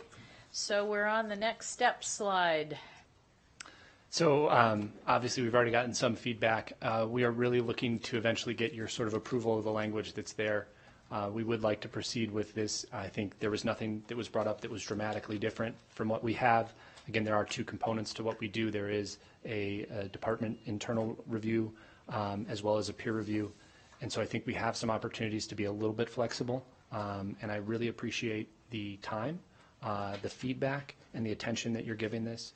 It's been a pleasure to work with Mark's team as well as the entire organization. Your enthusiasm and the way you approach this is markedly different sometimes than what we've seen in city and counties. And I mean, to that, you know, as one little anecdotal comment, we were meeting with the steering committee, and there was a line that was started, wouldn't it be amazing? And then they went on to say what they might be able to do with this data. And I think that just expresses how, for me, professionally satisfying that is, but how exciting that should be as an organization that we are pulling in the same direction to achieve something pretty great. So thank you very much for your time. Great. Thank you. Thank you. So I think our motion would, and is there any public comment before we do any motions? Okay. So our motion is suggested that we approve the results and definitions, and basically that we give you all direction to come back with those revisions and modifications that have been suggested, perhaps, but then otherwise to approve those. Would that be satisfactory to you? Okay. Do we have a motion to that effect? So moved. So moved. Okay, we'll give it to Trustee Frankel because she's on the Greek delay. Second by Trustee Kelly. And again, thank you for spending your midnight with us, Trustee Frankel. That's pretty impressive. But I know I can speak for her that she knows how important this is, and we take this very seriously. So thank you all, and thank you again to the staff. Okay, all in favor, please signify by saying aye. Aye. Aye. Any opposed? Okay, motion carries. Thank you, Steve.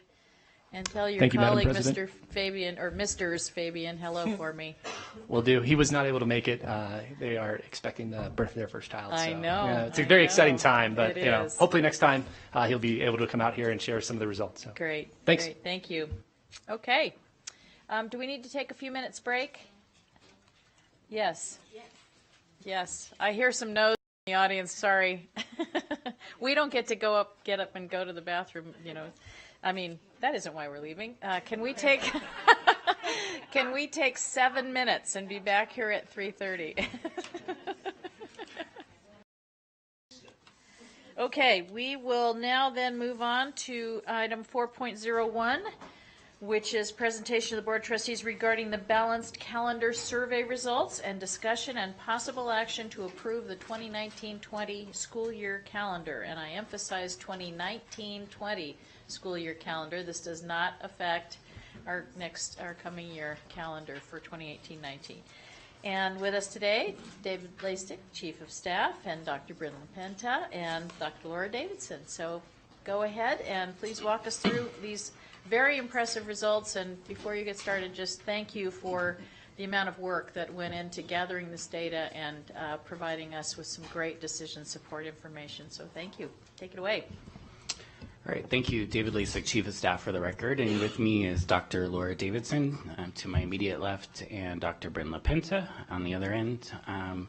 And we will just provide you kind of 3 areas on this: a review of the balanced calendar survey results, some of the research that we've come across, and then close with our options and recommendations on that. And with that, I'll turn it over to Bryn. So first of all, I wanted to talk about the survey design. Learning a lot from the surveys that we've done in the past. We didn't include the comments because a lot of people were super angry about the comments when we did the last calendar because we didn't guide them. So they felt that if the comments were used in decision making, it wasn't really fair because we didn't tell them what they should be commenting about. So that was a problem. Also, the first 2 questions, I received some feedback on those, but it was done very intentionally. I wanted to pay attention to both people who don't like the calendar and people who do like the calendar.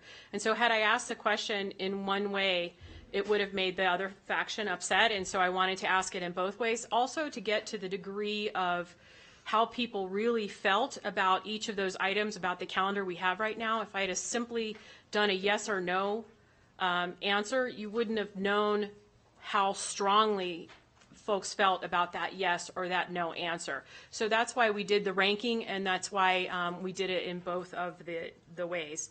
Also, the calendar survey options. When we put those out there, I wanted to make sure that we did include something that didn't start in August, but I wanted it to be viable. The biggest reason that we started the calendar in August was so that we could end the semester before the winter break. That in our strategic plan in 2015, that was one of the goals. So if part of the problem was kids, in the old traditional calendar, kids came back to school right after the break and had to take finals. This, starting in September, allowed time so that it might relieve some of that feeling about wanting to end the break before the semester was over. So wanting to end the semester before the break was over. Also, we learned to keep it short, that if you ask too many questions, people will stop someplace in the survey and not finish the survey. So it was super important to do that. It's also, we learned that you limit it to one IP address. That didn't mean that somebody couldn't forward the survey to their friends or post it on their Facebook, but they could only take it from one device. In the survey administration, we opened it on May 16th. We distributed, as we always do, via ConnectEd, email, and text. This time we added Twitter, Facebook, and we also have always done the WCSD front page. We left the survey open for a little over a week. I think it's kind of interesting that the total recipients are 74,000, and if you add up the phone calls, the emails, and the text messages, it's way more than 70,000. But so we're hitting people in all different kinds of ways that we wouldn't normally hit if we only did one type of outreach. And of course, it went out in both English and Spanish. We also reminded everybody the Friday before the survey ended, so that if they had not taken it, they were reminded to take the survey. That went out in calls, emails, and texts. And the survey closed June 1st, 2018.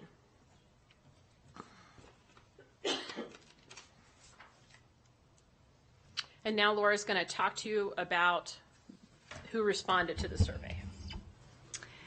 For the record, Laura Davidson, Director of Research and Evaluation. So kudos to the Communication Department and for Bryn for getting the survey out. This is one of the highest response rates I've ever seen on any survey since I've been here. So we had about 18,000 total respondents, 17,777 in English and 110 in Spanish. We did ask folks participating on the survey what their role was, and they could choose between parent, students, community, and staff member.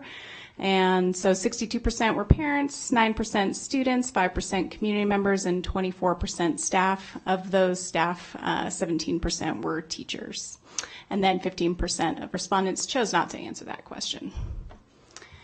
So when we set up the survey, we asked questions in a couple of different ways. So the first two questions we asked, we provided 8 of sort of the most talked about features in the calendar, and then we had everyone rank them from 1 to 8, with 1 being their favorite. And so numbers that are in the average rating closer to 1 are people's sort of preferred calendar features. Items closer to 8 on the average rating are features that people are don't like as much. And then we also provide here the percent of times that each of these features is ranked the first to the third favorite.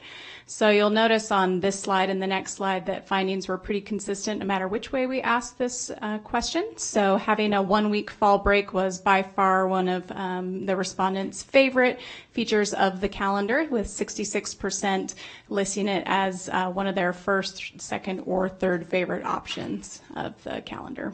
Also ending the fall semester coursework before winter break is a very popular feature of the calendar, and having a 2-week spring break. So then we reverse this question a little bit to ask, of these same 8 features, what are your least favorite features? And as you can see here, we have in the red box the same features that people most liked are the same as the ones that are listed down at the bottom of this list. That's good for consistency. It means that people were really reading these questions and that we're finding similar answers no matter which way we asked it. Of the items that they dislike the most of the calendar, you can see that starting school the second week of August, having a 3-week winter break, and ending the school year in the second or third week of June are people's least favorite features of the calendar. So just to describe those a little bit more, no matter which way we asked it, you can see that having a 1-week fall break and ending coursework before winter break are very popular features of the current calendar. Consistently disliked, no matter how we asked the question, was anything that shortened the summer, essentially. So starting school the second week of August, ending school the second or third week of June. In general, people like having the longer breaks, but there was a little bit of a mixed opinion on the 3-week winter break and having a 2-week spring break. And then I think probably because most people don't have a lot of interaction with intersessions unless their children are participating in them, you kind of see anything listed around intersessions on the calendar features is in the middle. People didn't have strong opinions about them one way or another. So then we asked about the 4 proposed calendar options. Bryn, do you want to talk a little bit about what the calendars are and how you came up with those? Yeah, absolutely. The calendar A, option A, is exactly what we're doing right now. It's the balanced calendar that we have right now. Option B had a 1-week fall break, but only 2-week winter break, because that seemed to be something that people consistently said was that 3-week winter break is too long, and then a 2-week spring break. Calendar C is a 1-week fall break, a 2-week winter break, a 1-week spring break, and it gets out very early. We get out Memorial Day-ish. Calendar D would have been that option that started that first week of September, and the semester is over the 3rd or 4th week of January, and it has a 1-week fall break, a 2-week winter break, and a 1-week spring break. It does end late because we start late.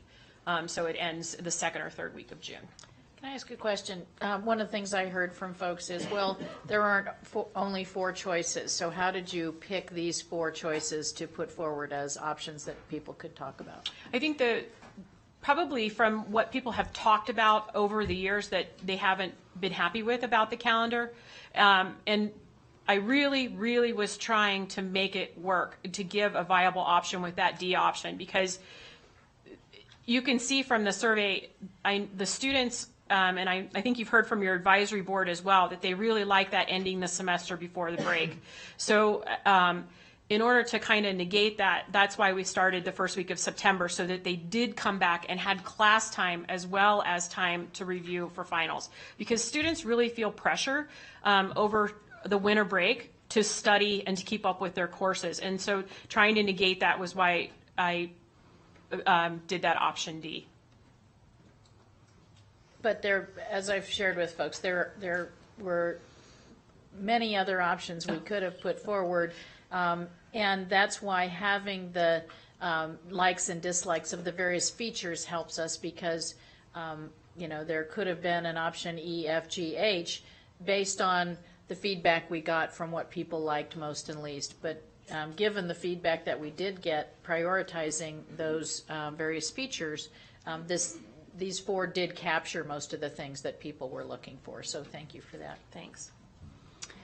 Okay, so in the survey we asked about these 4 calendars. We provided folks with the PDFs of the surveys of the calendars, so they could see exactly how those would pan out, when breaks would hit, all of that good stuff. And then we had them rank them from 1 through 4, with 1 being their favorite option, 2 being their second favorite option, etc. So the good news is, with a really high response rate, and with all those different survey groups, the staff, the parents, the students, and community, we see pretty consistent findings with a large sample size. And the findings were that the most preferred option was calendar C, the one that ends at the end of May and shortens the winter break and spring break down to 2 weeks and 1 week respectively. The second favorite option was calendar B, which shortens the winter break by 1 week but leaves that 2 week spring break. So going into some of the details around this, the current balance calendar A was definitely least favored among respondents of all groups. So the findings that you see here were consistent across staff, across students, across community members, and across parents. So we found the same rankings across all groups. Calendar option C was again the most favored. 66.9% rated it as their top 1 or 2 favorite options, and only 6.8% chose it as their least favorite. Calendar option B was rated the second highest overall. It was rated the second or third favorite most frequently for a total of 77.7% of all the calendars. It was also rated option number 4 least frequently. And then calendar option D was kind of interesting. It was split almost perfectly. So it was the participants' favorited most frequently, but it was also participants' least favorite most frequently. So you have 2 totally different respondent groups on calendar option D. It was pretty divisive. Then we asked a couple questions pitting 2 of sort of the most contentious calendar features against each other in 2 different questions. So in question 4, we asked, I prefer that the semester end in December prior to the winter break, and that to make this happen, school will start the second week of August. And 54.6% of respondents indicated, yes, I'd rather have fall semester end and coursework be done before winter break begins. And I understand that that's going to make August school start a little bit later in August. Then we reversed the question and asked it the other way. I prefer to start the school year later in August. I realize that in doing so, we're going to end the semester in January after winter break. And it was pretty equal there. 52.8% indicated yes, they would like school to start later, even if it means not ending school before winter break. So a little bit higher percentage of folks who would rather end the fall semester before winter break, but not by much. And then we asked people to provide their zip code just so we could see if there are any differences by area. So we took the top 10 most populated respondent groups by zip code, and the findings are identical across all of these zip codes. So calendar B is still the most favorited, followed by, calendar C is the most favorited, followed by calendar B.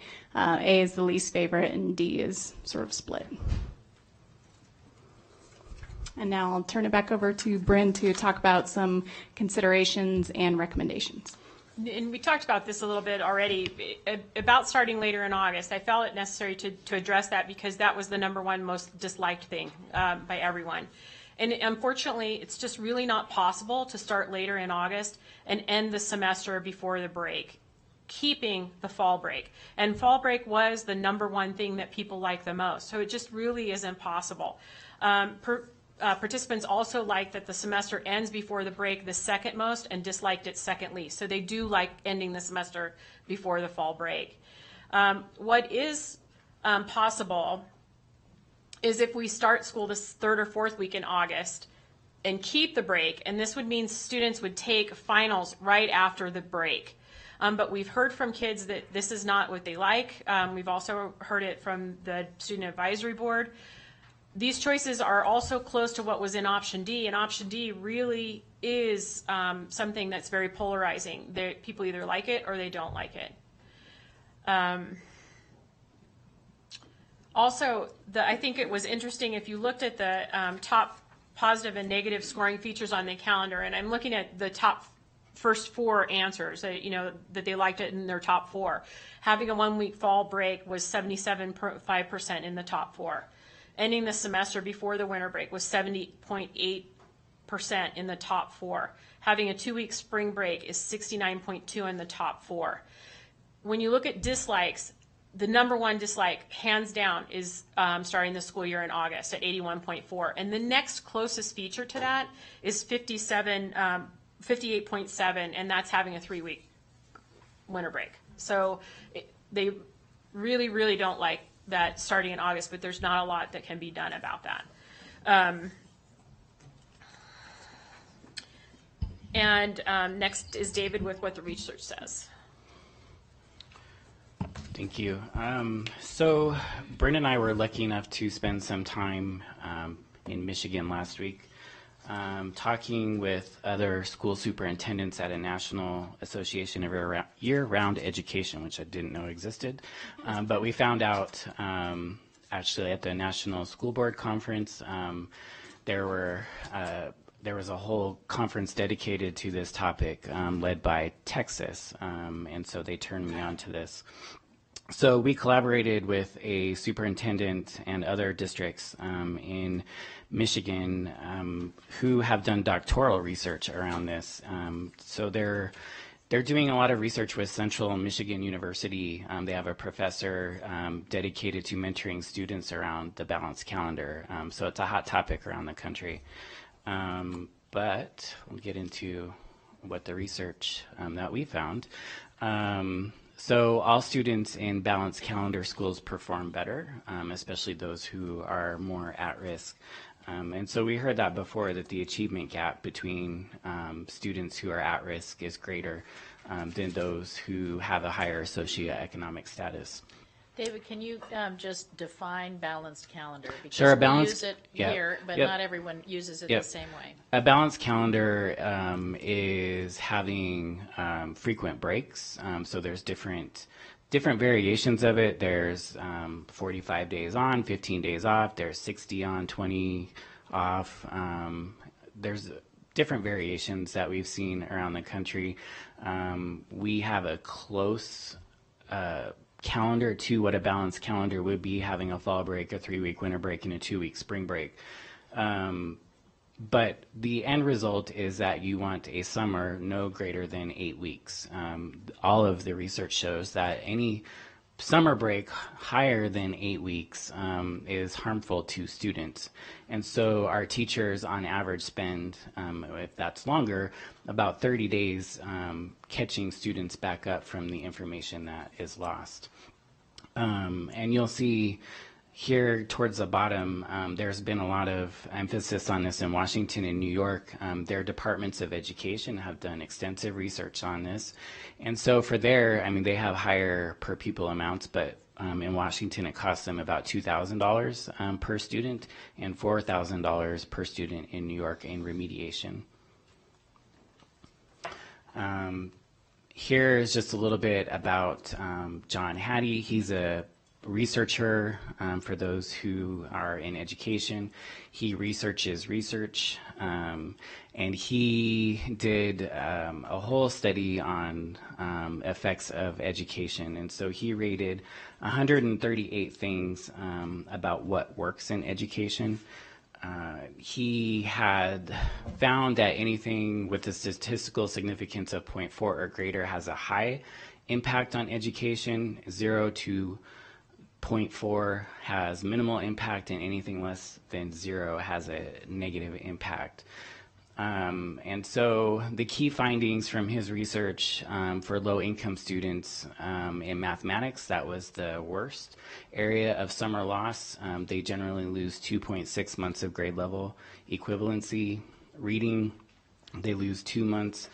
But as I said earlier, this has a lesser effect for higher socioeconomic students because they typically are able to afford different experiences. It's just the way it goes. David, on that point, we did receive some research information from Dana Trimble that the actual summer length of summer was one of the smaller impact areas. Yeah. So that research is actually a study on what works in education. And so summer vacations, particular, was ranked 134 out of 138 about what works. So it's clear that it has a negative impact. It actually has a negative 0.9 effect on what works in education. So it's actually adverse when you look at that. It's important in that study to point that out, that it's about what works. So it's ranked last in what's best for students. Okay. Just wanted to mention that. Thank you. Other considerations, you know, we are one of the few countries left in the world that have such a long summer break. And there are other schools impacted by our decision today. So our private schools and our charter schools also follow our calendar. And last, what is our why? Our why should always be our students and student achievement. So with that, we have options to present to you. Obviously, option A is stay with our current balanced calendar, or we can revise our current calendar. Our recommendation, along with the superintendent's recommendation, is option B. This recognizes the top 3 likes and the top or least 3 dislikes that were shown in those red boxes. This calendar is somewhat balanced. It has a 9-week summer, so it's 1 week more than the 8-week learning loss threshold, but we felt it was a good compromise. It gets rid of the 3rd week at winter break, it maintains the 1-week fall break, and it maintains the 2-week spring break on that. And the other options are also put up there for your consideration as well. And with that, I will close on this and turn it over to Superintendent Davis. Okay, Superintendent. And they've been pretty clear about the recommendations. I think in part, there is no one calendar that we can build that will make everyone in this community happy. That's just a fact. But what kind of calendar can we build to look at what our community wants, but also take care of the needs of all 64,000 students, which are very diverse.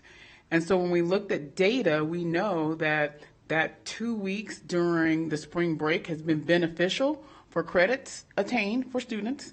And our goal is to get kids to the finish line. And so in balancing what people liked about the calendar and what they disliked and what was right for kids, my recommendation is going to be B. Okay, thank you. And as noted,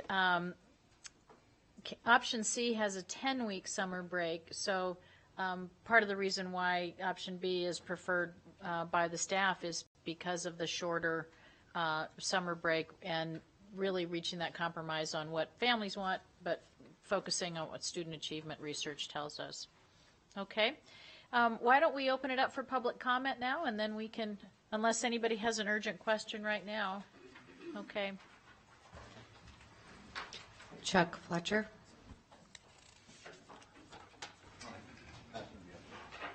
Welcome, Mr. Fletcher. Thank you. I'm actually here as a pinch hitter today. My name is Chuck Fletcher with WEA. But I'm here on behalf of Tom Stouse, and I'm reading his statement, which I'll leave with JJ. President Simon Holland, members of the board, Superintendent Davis, for the record, Tom Stouse wrote this, the Executive Director of Washoe Education Association. We represent over 2,500 educators, including teachers, nurses, counselors, librarians, and speech-language pathologists. In regards to the potential change in the school calendar, we wanted to state for the record that WEA is not taking a position on calendar options A, B, C, or D. We have had WEA members voice support for one or more of the calendar options A, B, C, or D, and we have had WEA members voice opposition to one or more of the calendar options A, B, C, and D. We would like to mention, though, that we do have concerns with the impact calendar option D could have on the members of the WEA bargaining unit, particularly when it comes to monthly take-home pay, as well as on PERS retirement benefits. It is our understanding that calendar option D would impact up to 640 educators in WCSD. We also want to mention that when WCSD made the decision to change the calendar approximately 6 years ago, there were numerous discussions, town hall meetings, surveys, committee meetings, etc., regarding changing the calendar, and part of that process included considering the impact the change would have on employees in areas such as PERS and monthly take-home pay. We would hope that if calendar option D is considered, that those impacts would be discussed, considered, and satisfactorily resolved. Thank you for recommending another option besides D. Thanks, Mr. Fletcher. Bonnie Johnston. Ms. Johnston, welcome. Hi. I'm a parent of 2 children in the school district. I'm also a teacher in Washoe County, and I guess I've been anxiously awaiting the results of the survey. As a lot of my friends and colleagues, we chose D.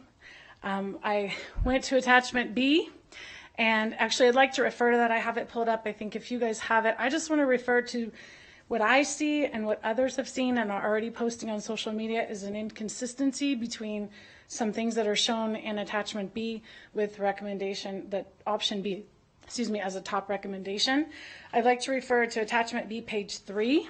I don't know if you have that or you can pull it up. It's right off the website, where calendar A, B, C, and D are brought up. And the first choice calendar is D with 34.3%. It does weigh in as the highest in the negative, but if you'll note at the bottom, there's a disclaimer that says sizes vary by calendar due to respondents not providing all of the ratings, meaning they only rated their favorite. So in looking at the data or the recommendations, the data to me don't exactly match with that, because it would look here that D would be first choice, option C, then B, and then A is in the rankings. And also because the disclaimer that not everyone ranked, I think that would show that could be invalid data in the fourth column. If you go to table 6, which is underneath it, D again is rated high by all the stakeholders, the community, parents, staff, and students. It ranks 1. C is highlighted. It comes in kind of second, but really D is clearly the choice by all stakeholders. If you go to scroll down to table 8, and would you prefer that August starts later? Yes is the popular answer there. And I know it can be interpreted different ways, but also I think my biggest one is if we scroll down to table 12, where you show the zip codes and how everyone voted on the zip codes. This to me is going to gain probably some questions from the community, as in out of the zip codes, 15 ranked D is their A, 9 ranked C, 1 zip code ranked 2 is A is their favorite, or 2 of them ranked A, and 0 picked B, 0. So I think being in the community as a teacher, as a parent, I know a lot of people picked D. It looks like C is kind of more of maybe a meet us in the middle. D is a little bit extreme, I understand, but I think if you recommend B, there's going to be a lot of pushback from people who took a lot of time and were really excited to be asked how we felt. As an educator, the many breaks, I noticed that families always extend the break. So you give them 2 weeks, they take 2.5. I have to give new finals. You give them a week, they take a week and a half. And also as a parent of an elementary school or with fall break, they go on fall break, they come back, and then the next week they have parent conferences. They're out for another half days. The breaks are lost instruction as well as the summers. Okay, thank you, Ms. Please Johnson. consider the data, though. People are looking at it, they're posting it, and contacting the media. And we'll look forward to the staff responding to those things when everybody's had their public comment. Okay, thank you. Melissa Bozen. Welcome, Ms. Boson. Good afternoon, Board of Trustees, Superintendent Tracy Davis. My name is Melissa Bozen. I am the president of the Washoe Education Support Professionals. I represent the clerical aides, clinical aides, bus drivers, nutrition service workers, the support professionals of the district. I just want to go ahead and give you a number. Okay, so currently we have 2,578. This was a report that was given to us as of June 12th. Of that 2,578, you're looking at approximately 1,641 that are 9-month employees. 9-month employees. Those are the employees that are the most impacted by the current calendar that we have. I can tell you that the 50 site visits that I have been on, along with others, it has been expressed to me time and time again that the current calendar is a financial hardship. We are losing ESPs, bus drivers, nutrition service workers because they just can't afford to work for the district any longer. We're looking at the 3-week winter break. That's 5 weeks that our ESPs go without pay. Imagine coming back from Christmas and not getting your paycheck until the end of January. Summer break is too short. We hear this time and time again. They are unable to get a summer job in the private sector to help cover the costs, because when they return back in August, you are not looking at a paycheck until the end of August, 1st of September for them. WESP has also received many different recommendations from all of the calendars. All that we can tell you is that currently option A and B will not help this classified 9-month employees. You also have 10-month employees and 11-month employees that are impacted, but your biggest family, the 1,641 employees, are on the 9-month. Personally, as a mom of 2, I really like option C. But that would be my 2 cents. Thank you so much for the time. I'm so glad that this is your decision and not mine. And thank you for all that you do for the 64,000 reasons why we are here. Thank you. Thank you, Melissa. That's all I have. Okay, is there anyone who didn't fill out a card that would like to speak to us at this point? Okay, we'll bring it back to the board. Would you, staff, come back up so we can ask some questions?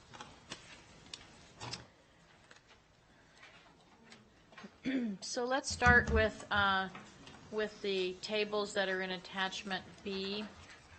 And I know Mrs. Johnston is not here anymore, but I do want to respond to her questions.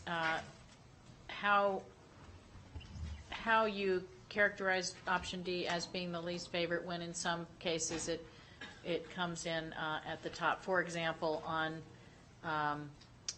table 5 in attachment B, option D had the highest percentage of being first choices, but it had low percentages of ranking second and third. So is that part of why others came up higher in the total ranking? Yeah, so for the record, Laura Davidson.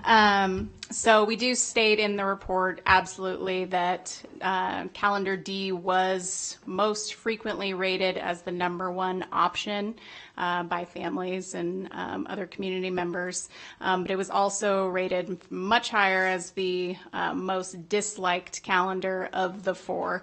So there are a couple ways of looking at this data. One is to look at the percentage of what it was ranked. So what I just said, that it was ranked the highest and it was also ranked the lowest. The other is to look at overall the average rating. And so on those average ratings on table 5 on page 3, you can see that across all of them, calendar C was still on average ranked the highest. It had 66.9% rated as the #1 or #2 option, whereas calendar D was 47.4% in the #1 or #2 slot. And then calendar B was 54% in the #1 or #2 slot. Calendar B also has the lowest percentage of folks who rated it as their last option. So certainly had the highest #1 option, calendar D, but overall calendar C, when you average across ratings, it was most frequently rated So 1 or 2 or 3. On that particular table, the lowest score is the best, 2.09 as the average rating for option C. Means it's closer to being #1. Exactly. So in a perfect world, if everyone agreed on everything, and it would look like the average rating was a 1, and 1 is the highest you can get.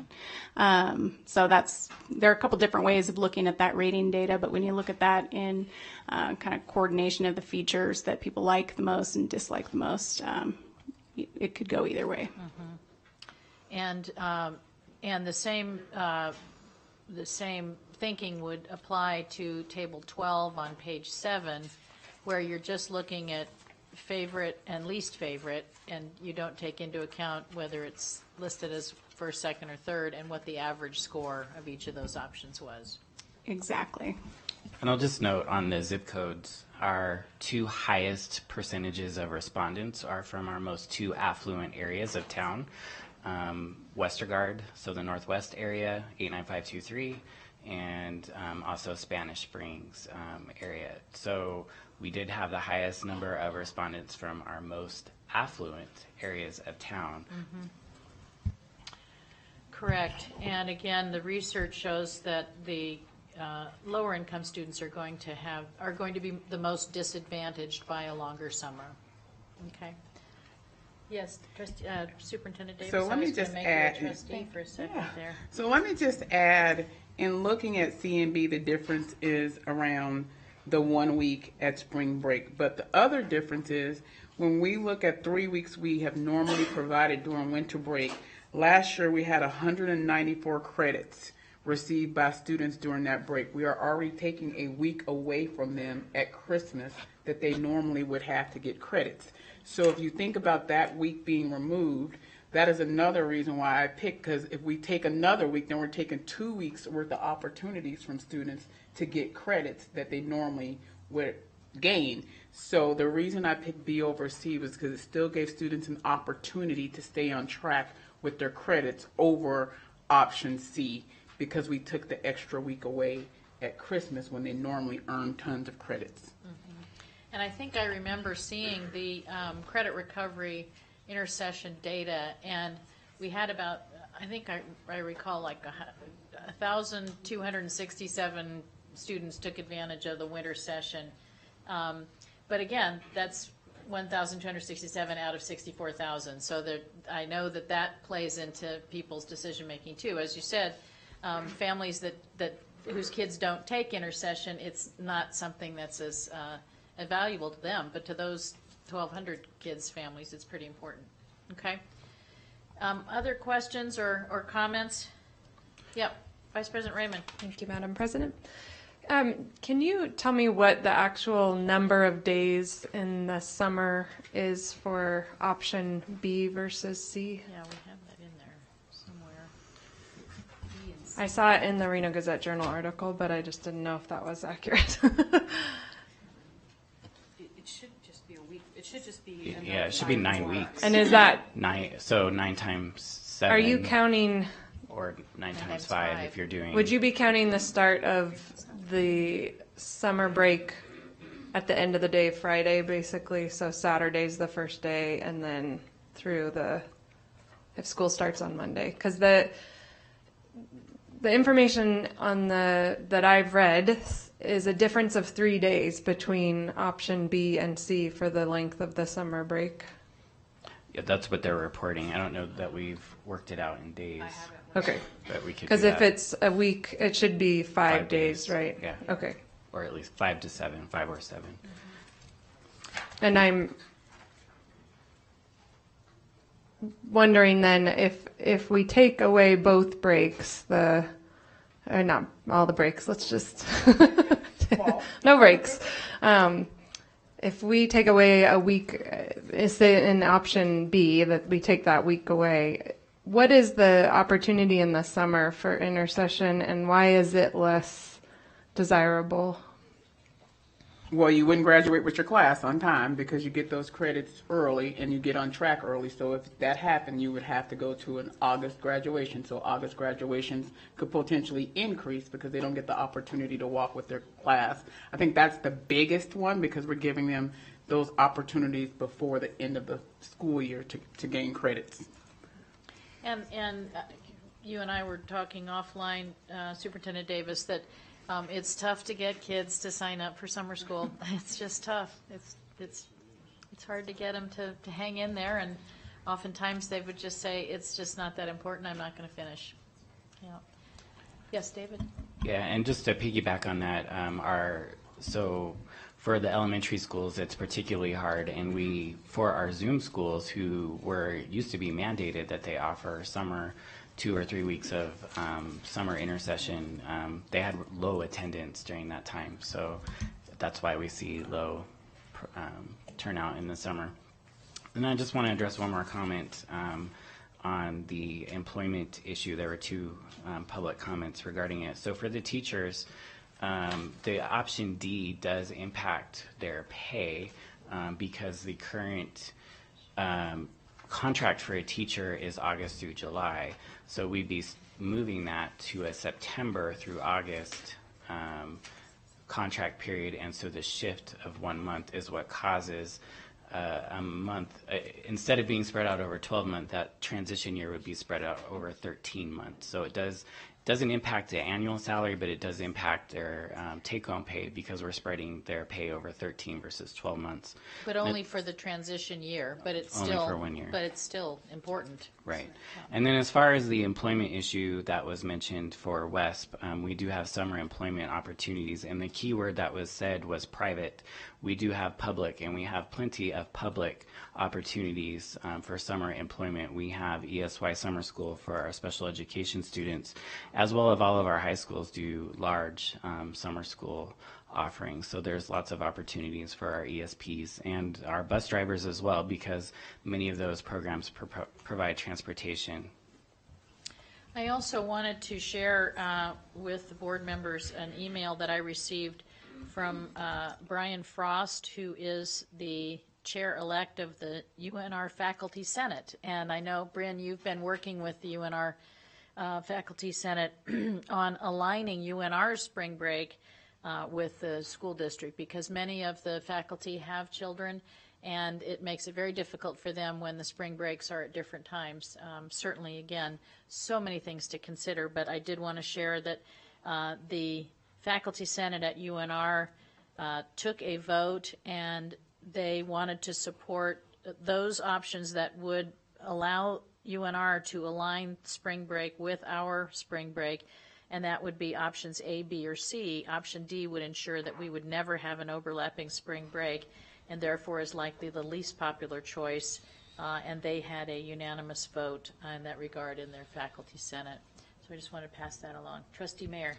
Yes. Can you tell me contingency days, would that be after Memorial Day, or how would that work? If the school gets out Memorial Day, it's the last day, do they have to come back from Memorial Day for contingency days? They would have to come back. If you're speaking of option D, so yes, they would have to come back after school ends, just like they did this year.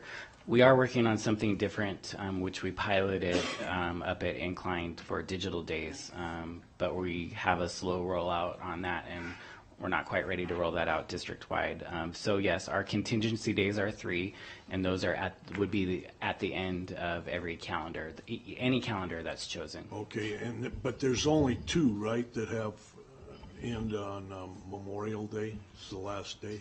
Yeah, C and D. C and D. C does as well? C, sorry. The last week of May, and D ends in the first week of June. Yeah, so only. Gotcha. Sorry about that. Option C, getting the options mixed up. Option C is the one that ends Memorial Day, so they would be coming back. It's actually after Memorial Day. Memorial Day on that calendar is the 25th, so they're still in school 4 more days after Memorial Day. And then they would be coming back in June, the first week of June, on the contingency days. And that's just C. That is only option C. Okay, thank you. I also wanted to raise another point that I had heard. When we talked about the calendar originally, we had some public comment from parents of kids in special education that the breaks are difficult for them, especially the fall break, because they just get into having a routine. They just get settled, and then school is out again, and so they have to get oriented to a new routine and then back in again. Certainly, I just wanted to put it on the record that we understand that is a challenge.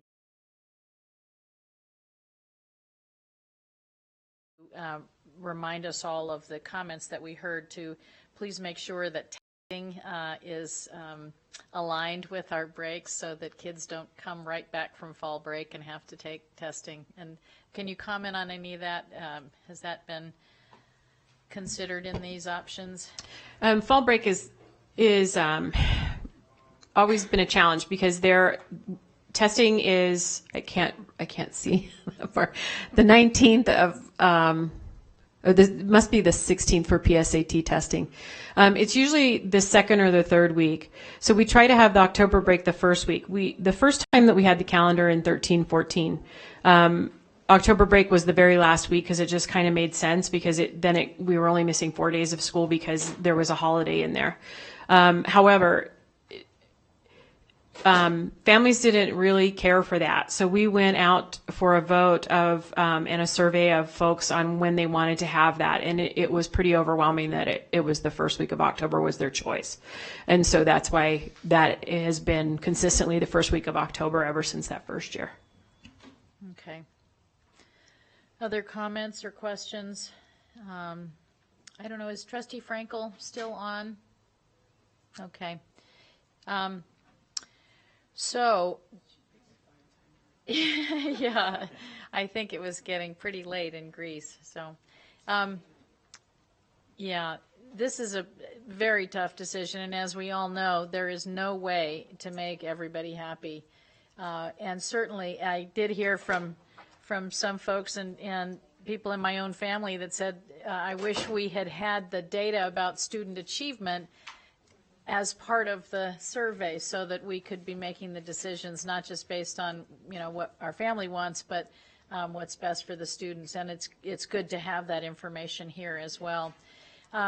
Trustees, what's your pleasure? What do you? Why don't we where do you wanna try go? some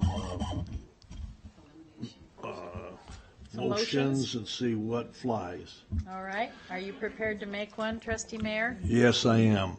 I'd like to move that for the calendar that we pick option. The system has detected that a minimum number of lines are connected to this conference. Do you want... Don't I talk great? I'll start over. I'd like to move that the Board of Trustees set the calendar according to option C.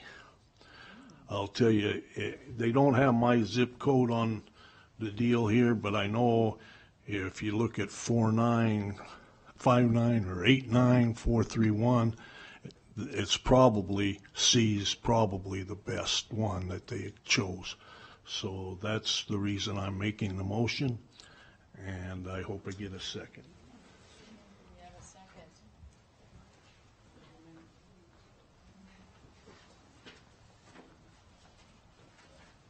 Dies for the lack of a second. Okay. Trustee Feenstra, do Should you I- want more time? And again, some of the features of that option C, for those who don't have the material right in front of them, option C would start school the second week of August. It would have a 1-week fall break. It would end the semester before the winter break, have a 2-week winter break, and a 1-week spring break, and end school at the end of May. And the difference between that and B is that week of spring break, because a 2-week spring break in option B has school ending the first week of June versus the end of May. So those are the differences. Well, I'm thinking do you want to second that? I'll go with second. Okay. We have a motion motion by Trustee Mayor and a second by Trustee Dr. Feemster. Is there other discussion on that? I would also acknowledge that the board does not have to decide on a calendar today. You don't have to decide, and you could say, we want to form a committee, we want to do other things. So just, that's also your prerogative. I know there are consequences from that as well. Not deciding prolongs the agony, if you will. But it is an option that you legally have. Okay, so we have a motion and a second. Is there any other discussion at this moment? Okay, hearing none. All those in favor, please signify by saying aye. Aye. Opposed? Nay. Okay, so that one dies 3-2. The other thing that we could potentially do is delay a vote on this until all of the trustees are present. Because it is concerning to me. This is a big deal, and we have one trustee district that is not represented here today. Yes, But Mr. Mayor? it might not all be here the next time. That's right. So I'll make another motion. Okay. I move that the Board of Trustees adopt calendar B. Okay, is there a second for that motion? I'll second. Okay, motion by Trustee Mayor, second by Trustee Kelly. Do we have additional discussion on that? Vice President Raymond? Yeah, I was torn which point to speak. And I'm just torn in general, I think, as we all are. This is really hard. And I think, why I'm leaning more towards B is because I think for me, I have to make this decision about what I believe is the right choice for all of the students in the district and their academic achievement. And, I certainly acknowledge that there are areas in our district, and all across our district, where families can, provide that support at home during the summer or pay for camps to provide that academic support. But I think what's primarily driving me is the length of the summer and that, drop off in retention. And for the students that aren't being challenged in one way or another over the summer, I think, 9 weeks is still a lot of time to have fun, to have free time, to re-energize. And if it can, provide a little relief with the very long 3-week winter break by shortening that, I'm for it. So that's why I will support B and not C. Okay. And can I ask a question? How long is the summer in option D? If we're getting out the 3rd week of June and starting in September, how much does that change things?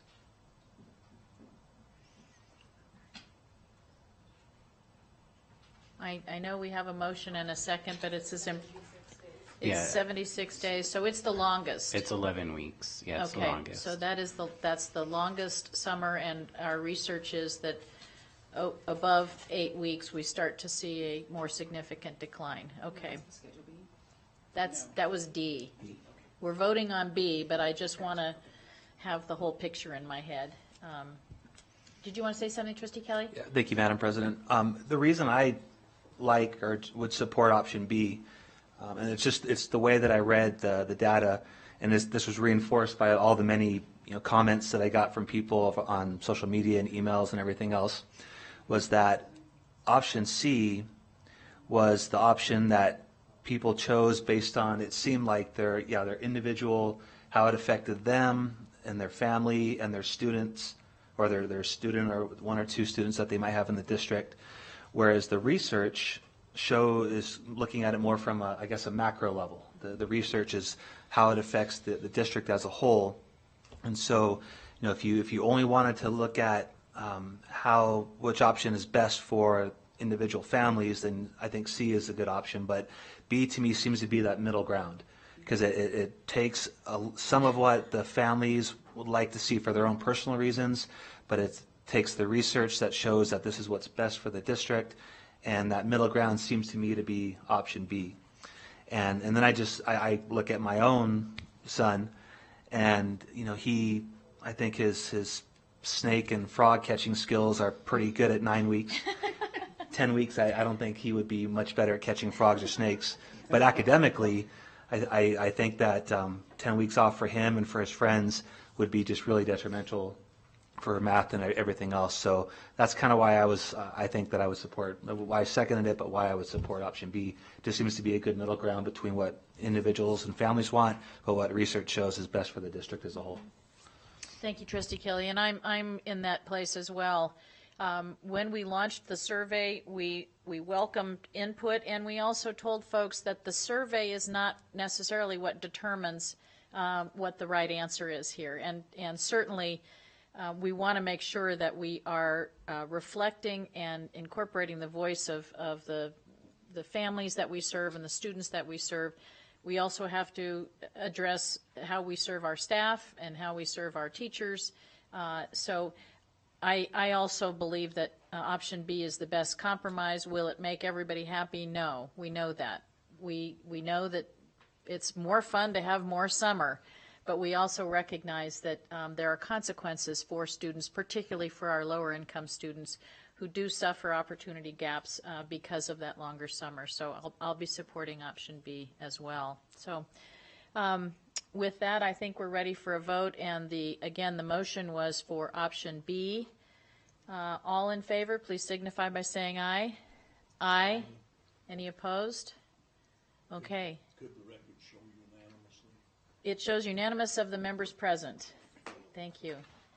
Okay, well, that's a big challenge. I'd also like to ask the staff to consider how we will evaluate whether this was a good choice, and maybe that I guess it probably takes 2 or 3 years to be able to understand if it makes an impact. So I should have put that in the motion, but I think that it would be worthwhile for us to look in 3 years or so and see how it's impacting and be prepared to reevaluate again. Mr. Lasik? Yeah, that was one of the takeaways, I think, from Dr. LaPenta and I is how does this impact your own district, and making sure to look at data within your own district. So we've already reached out to the accountability team to kind of start those conversations, what data points we could be looking at to evaluate this in future years, to if there's improvement, loss, or what the academic outcomes might be. And then just, I want to personally thank Ben's team and Laura and Josh from the accountability office, as well as the communications team who helped. There's a lot of staff involved in all of this, putting this together. Okay. And I want to just, again, make sure we can accurately describe this to the public. The difference in summer between B and C is 1 week? 1 week, 5 days. Okay, great. Okay, that's good. Thank you. That's a big decision. So we'll look forward to our emails lighting up. Oh gosh, Vice President Raymond, I'm not able to answer any emails. Just kidding on that. Okay, I'm going to step out for a moment, and I'm going to turn the gavel over to Vice President Raymond for a moment.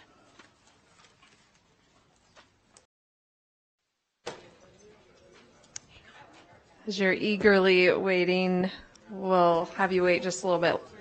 No problem. 2 to 5 minute break.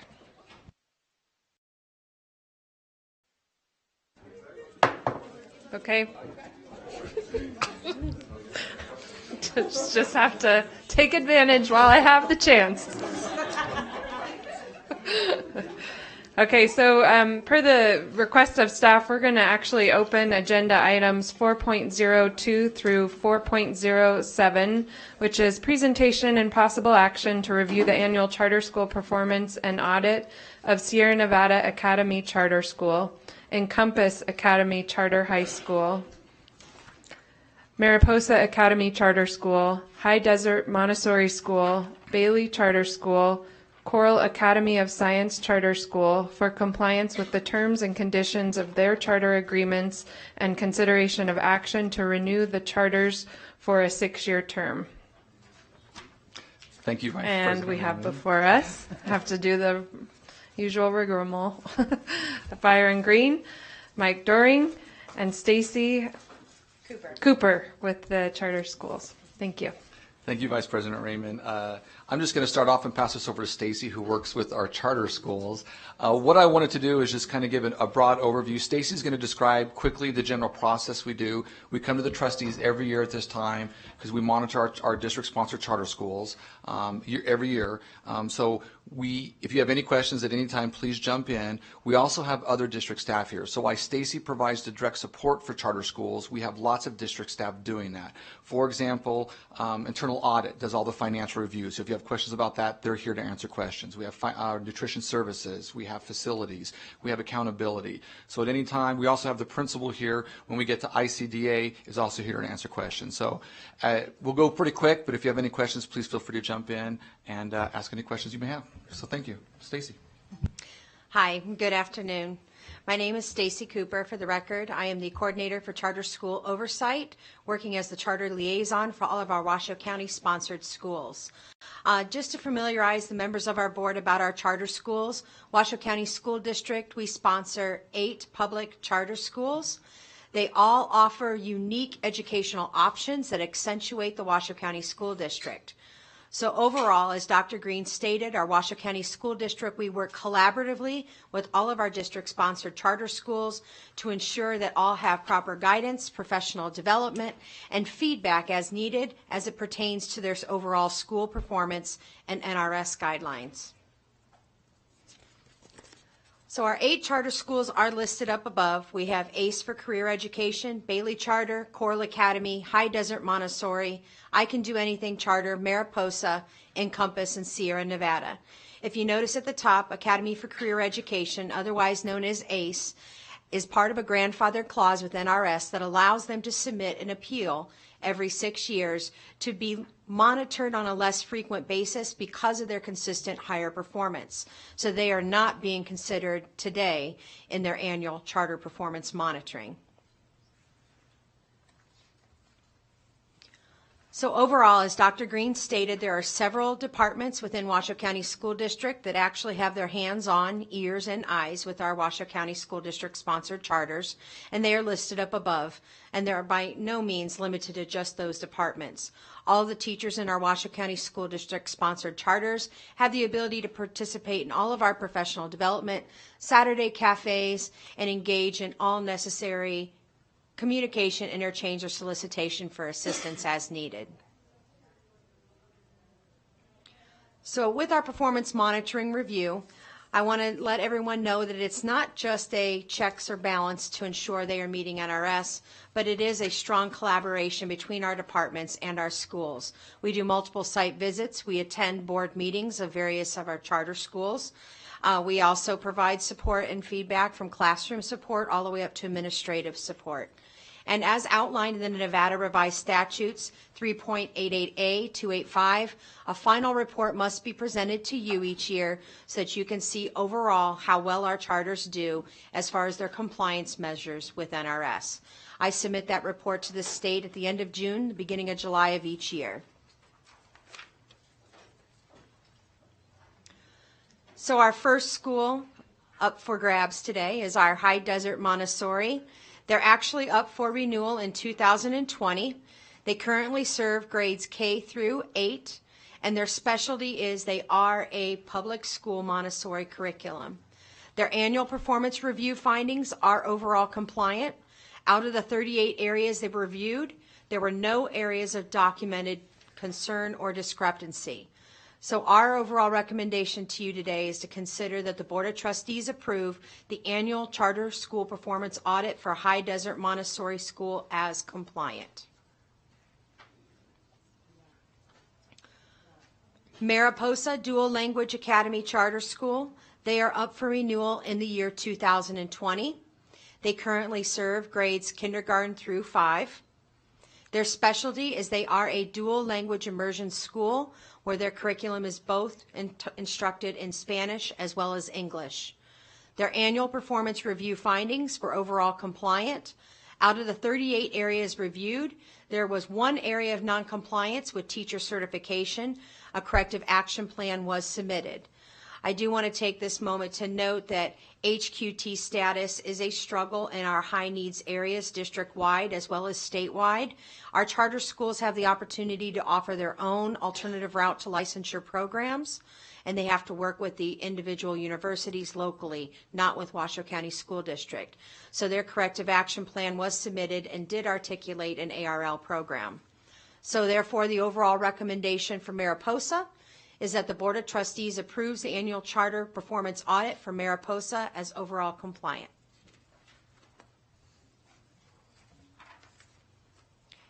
Encompass Academy Charter High School, they're up for renew this next spring in 2019. They currently serve grades 9 through 12. And for those of you who are actually members of the trustees in the years past, this was formerly known as Rain Shadow Community Charter School. Their annual performance review findings are overall compliant. Out of the 38 areas reviewed, there were no areas of noncompliance. This is a first-time endeavor accomplishment for Encompass in several years, so we're very proud of that. Overall, the recommendation for you all is that you approve the annual charter school performance audit for Encompass Academy as compliant. Sierra Nevada Academy Charter School, They are up for renewal in 2020. They currently serve grades kindergarten through 9, but they are adding each grade consistently because they have experienced a campus growth. Their specialty is project-based learning and student-led learning, and their annual performance review finding is overall compliant.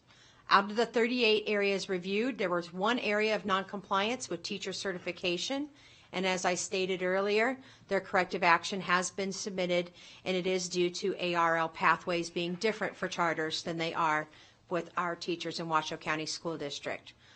So therefore, our overall recommendation is that the Board of Trustees approves the annual charter performance audit for Sierra Nevada Academy Charter School as compliant. We have 2 charter schools up for renewal this year. Our first one today is Bailey Charter School. They are currently under renewal today, and upon your approval for renewal, they would be up for renewal again in 2024. Bailey Charter School currently serves grades kindergarten through 6th. Their overall specialty is that they are a small school environment to high-risk students in a neighborhood student population area. Their annual performance review and renewal findings were overall compliant. Bailey has improved the safety structures in their building, in addition to building a new technology lab to foster 21st century learning sets for their students. Our overall recommendation here is that the Board of Trustees approves the charter performance audit and the renewal for Bailey Charter School.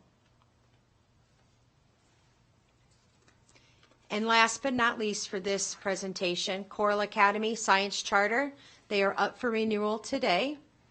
If they are renewed by you all, they will be up for renewal again in 6 years in 2024. Coral Academy does serve grades kindergarten through 12th grade, and they span over 3 campuses here in the community of Reno. Their specialty is science, technology, engineering, arts, and mathematics, otherwise known as STEAM, and that is their premier signature program. Their annual school performance review and findings are overall compliant. Since the original charter for Coral, they have added a new high school campus.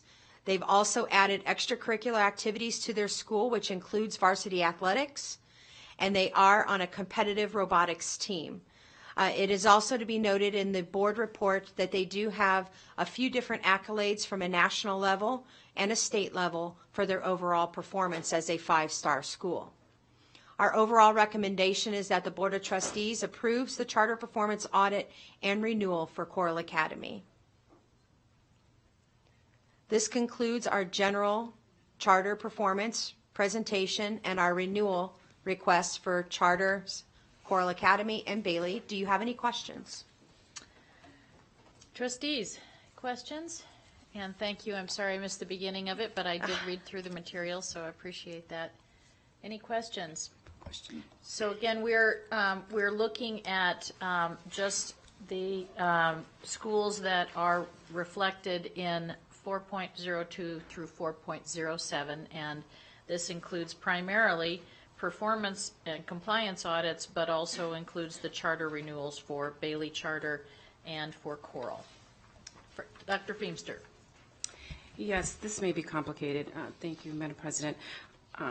Does anyone know if any of our charter schools are not owned, but the charter is, I guess the charter is reserved by the Turkish government? There has been some allegation or scrutiny or rumors, I shall say, about the Turkish influence with a few of our charter schools. We have actually investigated that. We have had full cooperation with the legal department and legal entities associated with that charter school, and they have produced a very comprehensive findings to our department just this last year, and we have found no conclusive evidence. Okay. Are any of these charter schools managed by private corporations? None of our charter schools entertain an educational management organization or a charter management organization, but they all do work very closely with the Charter School Associations of Nevada, which is under the executive directorship of Pat Hickey. So they do participate in state level correspondences, professional development with other charter schools. Our school district also is a member of the National Association of Charter School Authorizers. We participate in that conference each year to ensure that our compliance measures, our monitoring measures, our performance audits are actually aligned with federally best practices. NACSA, the abbreviation for that national organization, actually currently conducted a desk audit this last year, and we look forward to working with them as a state entity in improving our statewide practices in charter management and oversight. Great. Okay. Trustee Kelly? Thank you. Just a quick question. For the charter agreement renewal, it's for 6-year terms, and I'm just wondering why 6 years? Why not 4 or 7 or 3? And that's a great question, Mr. Kelly. In past practice, we have always entertained shortening renewals. However, the NRS language was adjusted a few years back to be on a 6-year term, and they also increased the accountability language that gives us the autonomy to interject and impose turnaround, institutionalize, closure proceedings, monitoring, and so forth. We'll get into that in our next presentation, but the NRS does state 6-year term. Okay. And just a side note, I know it's not the scope of a compliance audit, but it's helpful for us as trustees, particularly when we're not as familiar with each of these schools, to have some basic information like enrollment and location and, you know, some of that. In addition to how many grades they serve, it would be great for us just in general to become more familiar with those charter schools, since they are part of our responsibility and part of our system. So we can look to that in the future. Absolutely, and I do concur with you. Each summer, we do send out those rosters and communication portals out to all of our educational agencies in the community, including our own entities here in the administration building. It is also posted on our website as well, and I did bring copies for you today if you'd like some. That's great. That's great. I'm sure we would appreciate that. Okay, does anybody, do we have any public comment? Yes, Dr. Feemster. No, thanks, Madam President. I'll ask this differently. Do you think the board could have access to some of the information that you guys obtained with regards to the possible Dr. Feemster, I have a feeling that I'm going to get kicked under the table, that's off the agenda. Okay. So I think you might want to have that conversation. Well, that's what I was going to say, a private Yeah. conversation. Yeah. Okay, thank you. Yep. I'm saving myself some bruises on my shins, so. Yes, absolutely, absolutely. Okay. Is there a motion to approve items 4. Well, do we have to take individual motions? Okay. Item 4.02 through 4.07. Okay. Because we listed out the names. Great, okay. Vice President Raymond? I'd like to make a motion that we approve as compliant. Well, I guess I need to rephrase it, don't I? So I move that we approve items 4.02 through 4.07. Great, thank you. Is there a second? Second by Dr. Feemster. Is there any further discussion? Hearing none. All those in favor, please signify by saying aye. Aye. Opposed? Motion carries. And thank you for preparing this information, Stacy. Appreciate that. Thank you. That's very helpful. Okay, let's move on then to 4.08, and this is a little trickier. Okay, 4.08 is presentation and possible action to review the annual charter school performance audit of I Can Do Anything Charter High School for compliance, and to make a finding whether the school is compliant with the terms and conditions of its charter agreement. And the floor is yours.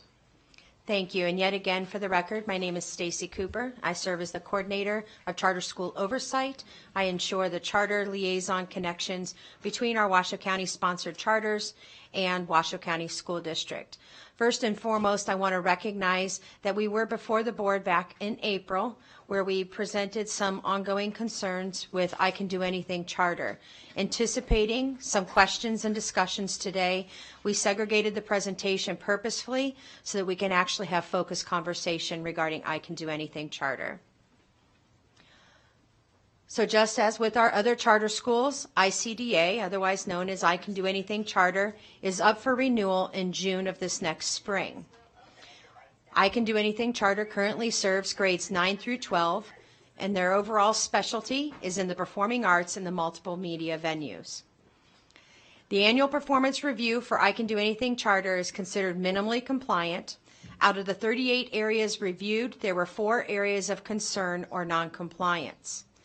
ICDA is on a probationary 3-year renewal cycle, so their charter is up for renewal this next June.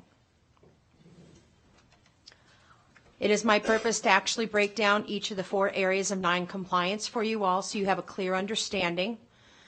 A Washoe County School District financial review revealed that the school has not complied with the generally accepted standards of fiscal management with negative cash flow balance and a year-to-date deficit as of March 31st, 2018. In addition, the student enrollment decline for the 2017 and 18 school year impacted the overall financial solvency. There is a projected deficit at the year end that's greater than the school's fund balance, and that is actually straight out of our NRS correlation of 3888-330.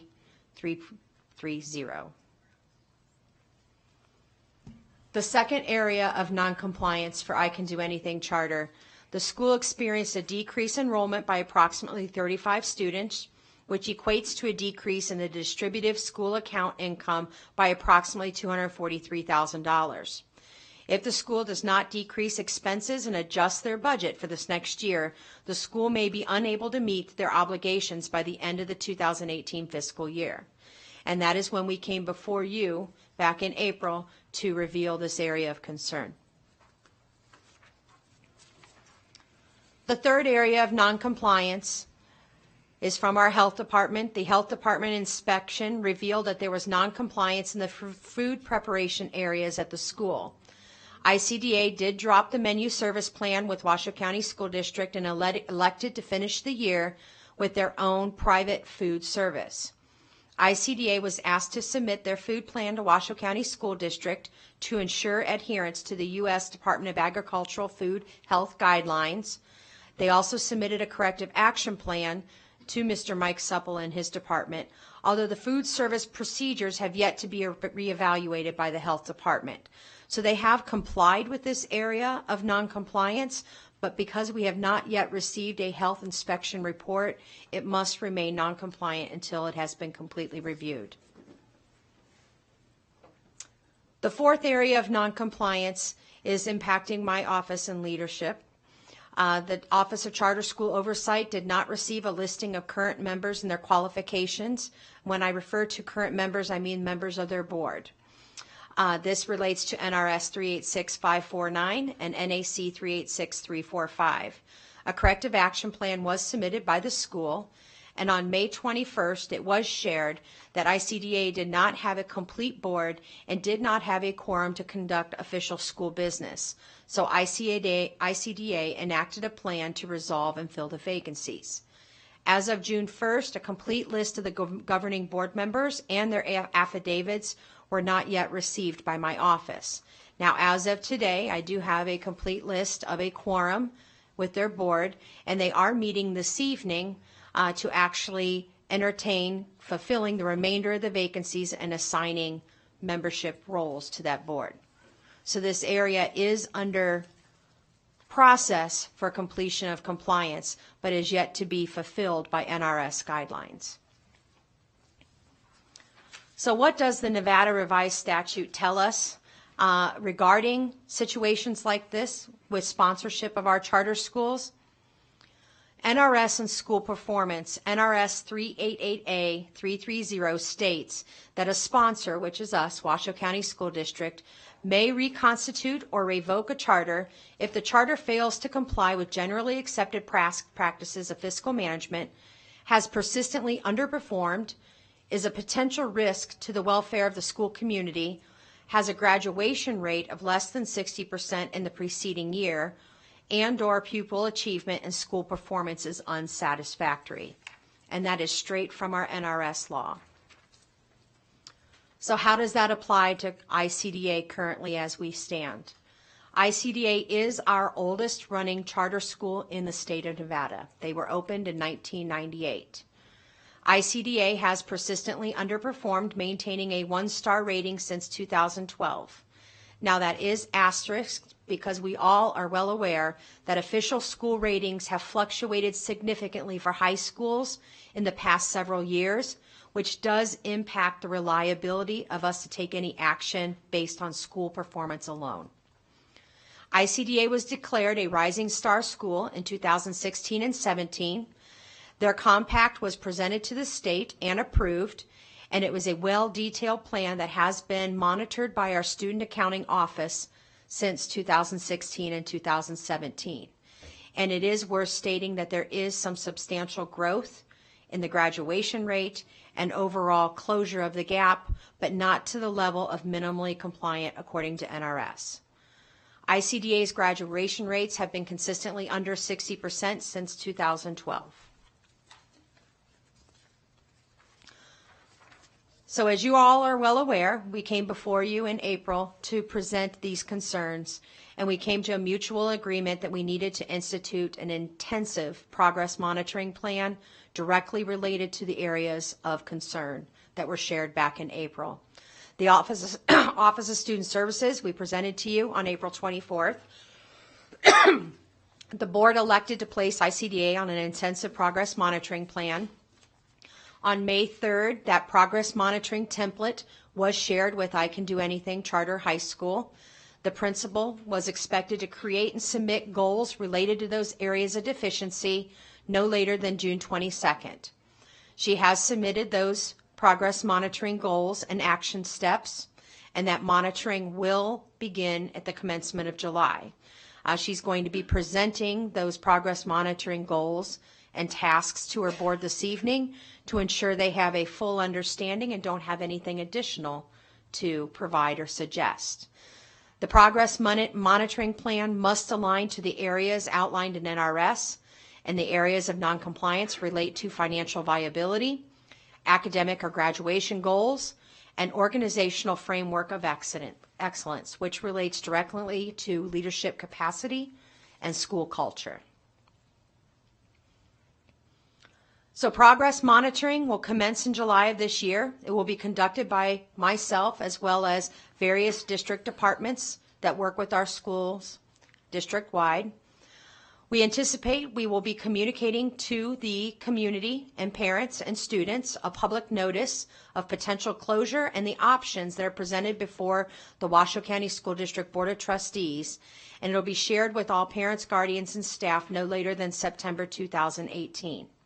The reason why we intend to do this so early is we have learned from hindsight practice with rain shadow. It's not our intent to induce panic, but to inform our community of our intended support, guidance, as well as what options are on the table for the Washoe County School District Board of Trustees in December.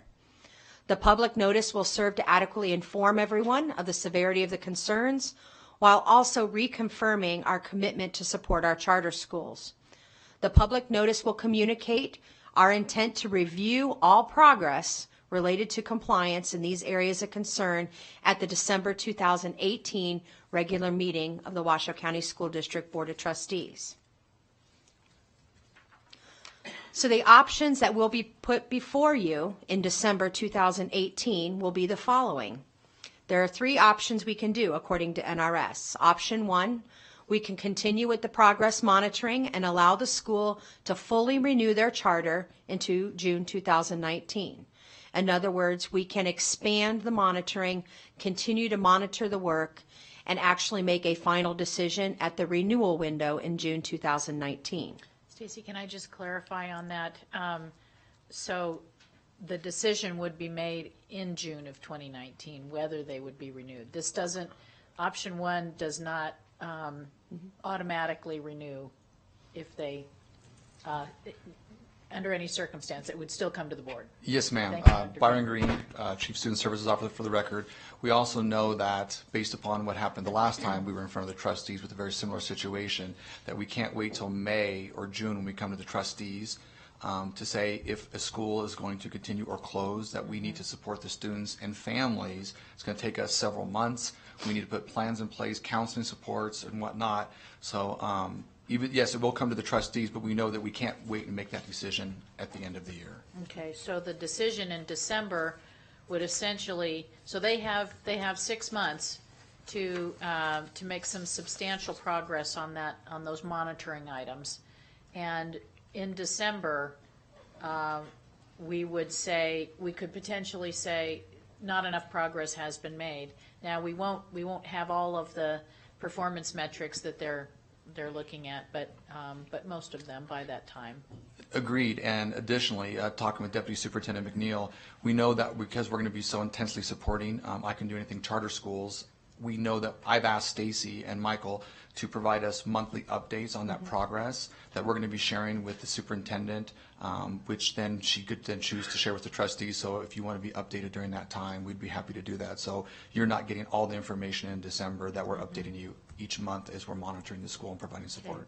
And the enrollment is currently, what, 225, and that's down from what? The enrollment, the principal is here to actually address the specifics regarding enrollment, but her original enrollment at the beginning of the school year was slightly over 200, around 225, and dropped just below 200, which was approximately 35 students, which is actually what perpetuated the financial concerns for the school. Gotcha. Okay. So- Okay, thank you. I wanted to make sure I was understanding these options so you can continue. Absolutely. Yeah, that was just option So one. option one is a communication of intent to continue the monitoring throughout the winter with the renewal or decision to close held off until June. Under option two, we could propose an intense turnaround or reconstitution of the ICDA school board and school. That would be a full turnaround status where we would take over the operations of the school to ensure compliance and progress monitoring and improvement. Or option three, we can propose closure in advance of June 2019 renewal, and we can continue to provide financial updates as well as support to our families and children impacted by that decision.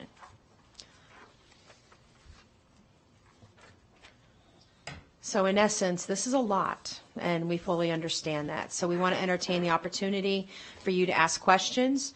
I want to remind you all that we did ask several of the departments that were impacted by the areas of noncompliance to be here today so that they can speak with their expertise and background, as well as the school principal, Dawn Gilmore. She is here also to address any questions. That's great. Okay. Are there board questions to start off? Trustee Mayor?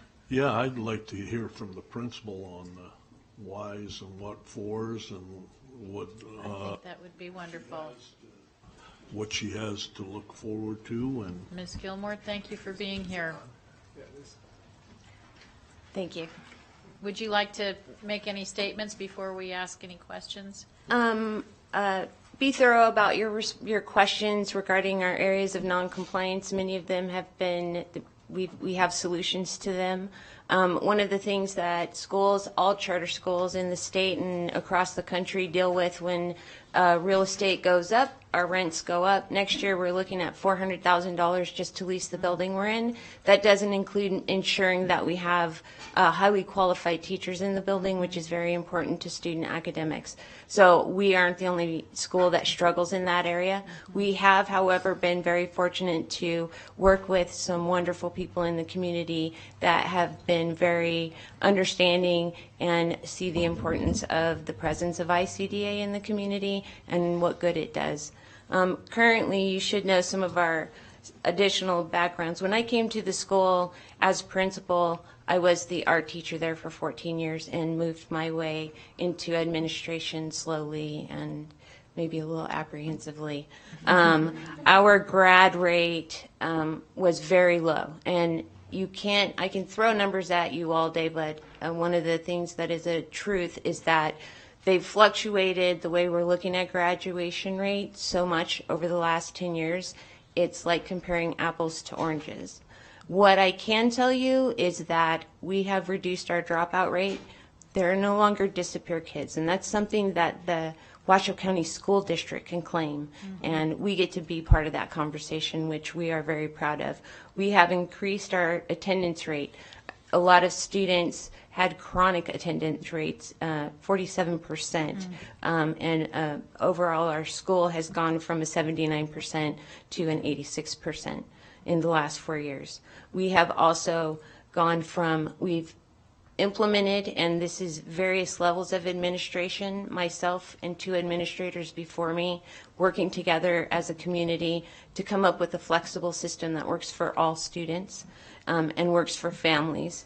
And within that system, we have been hyper-focused on credit deficiency at our school and assisting students so that they can graduate on time or graduate early, whatever they need for their schedule.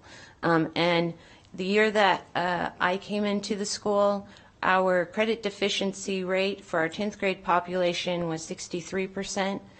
11th grade population was 70.5%, and our 12th grade population was 83%. This year, or last year, our credit deficiency rate for our 10th grade department was 45.5%. Our 11th grade students is 48.3%, and our 12th graders is at 20%. Wow. And that we, as a school, are not going to actually take credit for. We have to give that credit to the students because they're the ones doing the work, and we're happy to be there and to provide them with that time. It is unfortunate that we find ourselves in a situation, but as you know, when they got rid of count date, it did change the dynamics of budgets. We have been working for the last year to put ourselves on a growth rate instead of a decline rate. That has happened this year. At the beginning of the school year, we were below our estimate, and we were at 174.8 students. The end of the year, we're at 197. So we are now in the growth rate that we needed to see, and every student is there to take care of things so that they're not considered a dropout and that they can claim their graduation status. Okay. Questions for Ms. Gilmore-Reed? I want to compliment you and thank you for being here today to speak on behalf of your school. You've got some great performance and results to share with us. Can you tell us a little bit, since you are there at the microphone, can you tell us a little bit about the kinds of kids that come to your charter school versus other options of educational settings that they may pursue? At-risk is such a broad term. We have students that are independent. We have students that, for whatever reason, something happened. We have students that need to accelerate something so they can move on to the next level, and they may not be able to do that where they're at. We have students that are ready to serve the military, and they need to get through, and they need some of that one-on-one. The one thing that our school offers with its varied schedule is students that are working full-time. We have students that have to work full-time and work more than one job. Our schedule allows them to do that so that their families aren't struggling, so that they're not struggling, and that they have they can increase the quality of their life from the high school level. So if you aren't there aren't a lot of other options for those kids. That's right. Not with the schedule that we offer, no. Okay. Dr. Feemster? Yes, I'm sorry. Gilmore. Oh, Miss Gilmore, thank you. It's okay. I'm sorry. I'd like to say that I know the situation that you're in. I remember the first year that I Can Do Anything opened, and it was highly successful.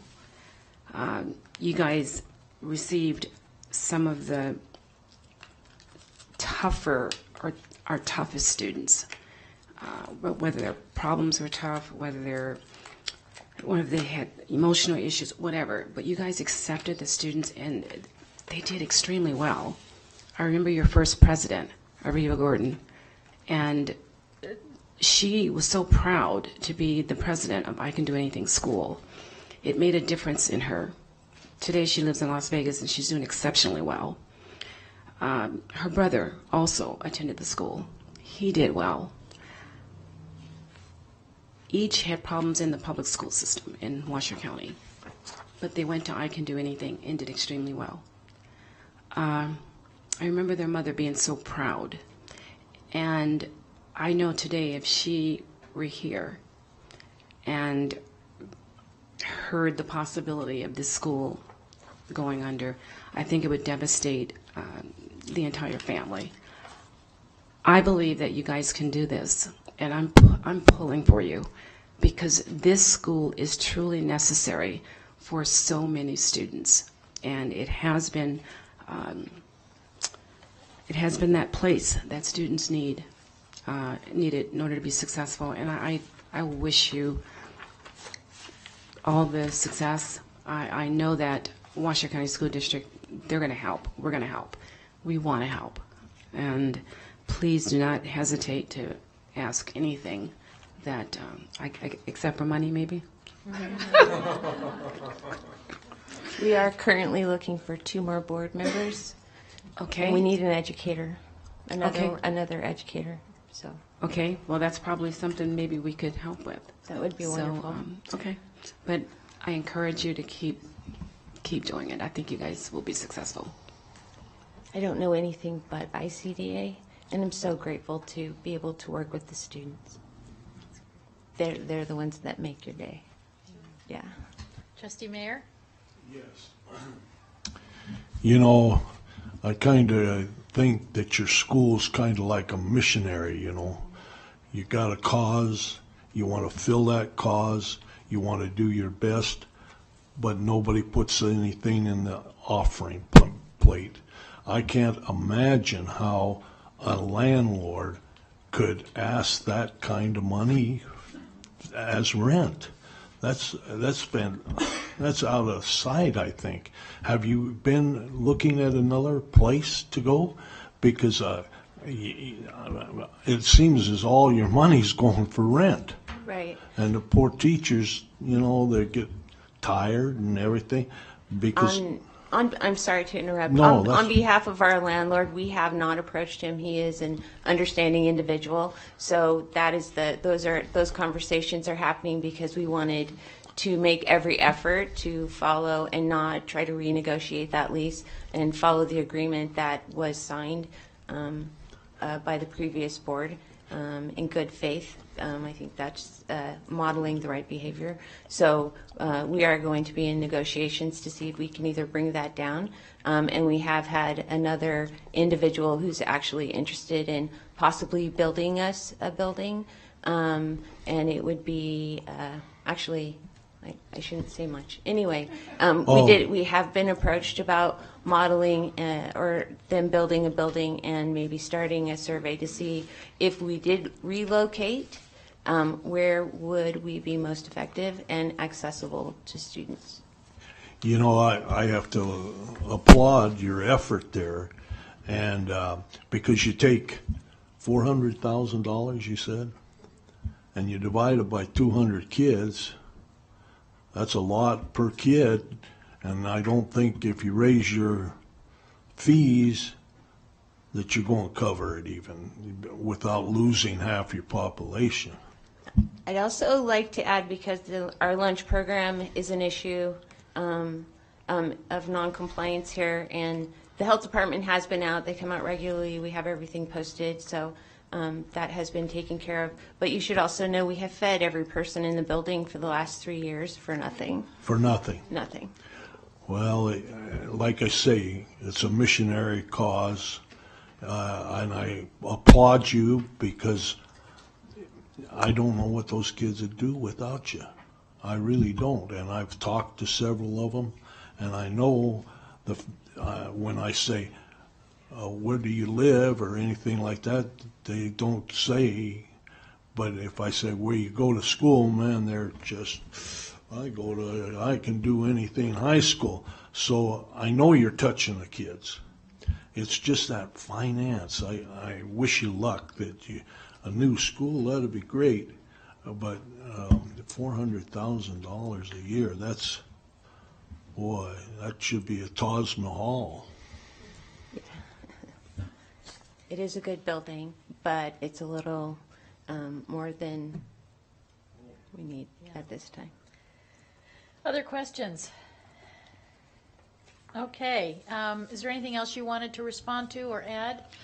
I just wanted to state how much we've appreciated the cooperation and attentive ear and support of the board in our implementation of this progress monitoring. And this is an informational presentation. The only thing we are asking your action on today is their overall charter monitoring, which is in its findings of minimally compliant for this year, based on 2 of those 4 areas being financial, based on NRS outlined measures. Thank you. Okay. Is there anything else you wanted to add, Ms. Gilmore, or anything that we need from you that we have not yet been able to provide in terms of the support that you need? No, you've been a wonderful sponsor. We're very fortunate. Okay. All right. Well, and there's no public comment, so let's entertain a motion to approve the annual ICDA performance audit as minimally compliant. So moved. Thank you. Second. Okay, motion by Vice President Raymond, second by Trustee Kelly. Is there any further discussion? Hearing none, all those in favor, please signify by saying aye. Aye.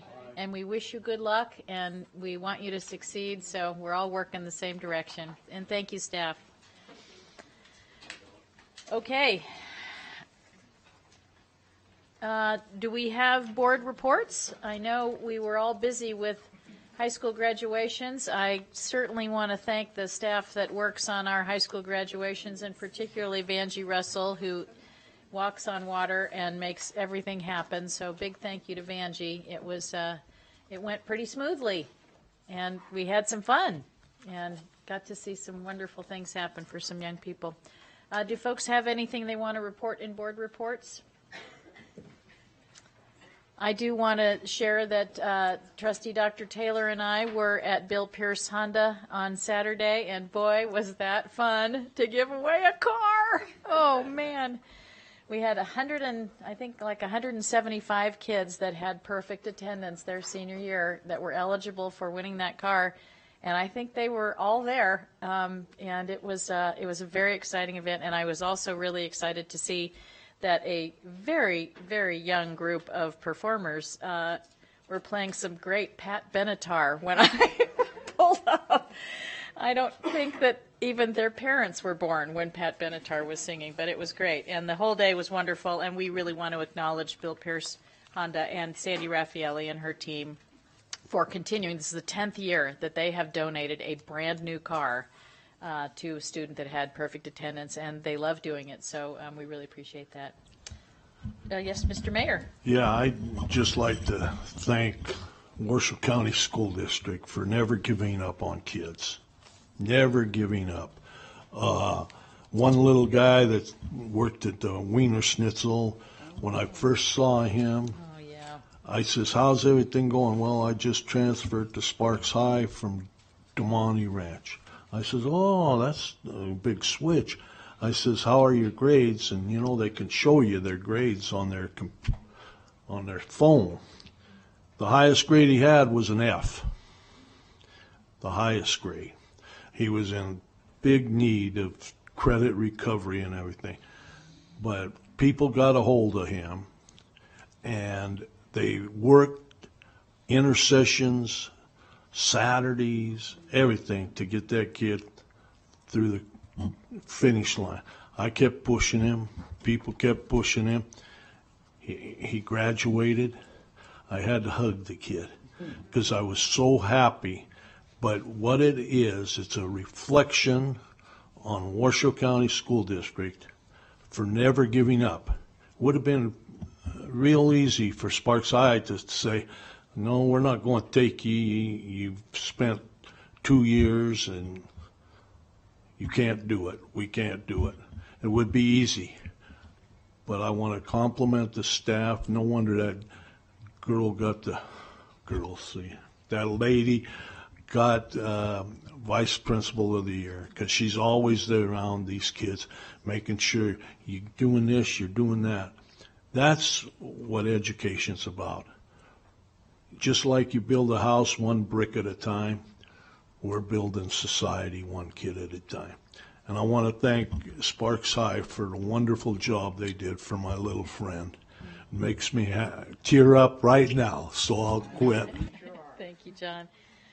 That was great, and that was a full body block you took on somebody to get to that kid to give him a hug. I've got 665 photos of the Sparks graduation. Oh, that's great. That's great. Okay, if there's no other board reports, we'll go on to the superintendent's report. Thank you.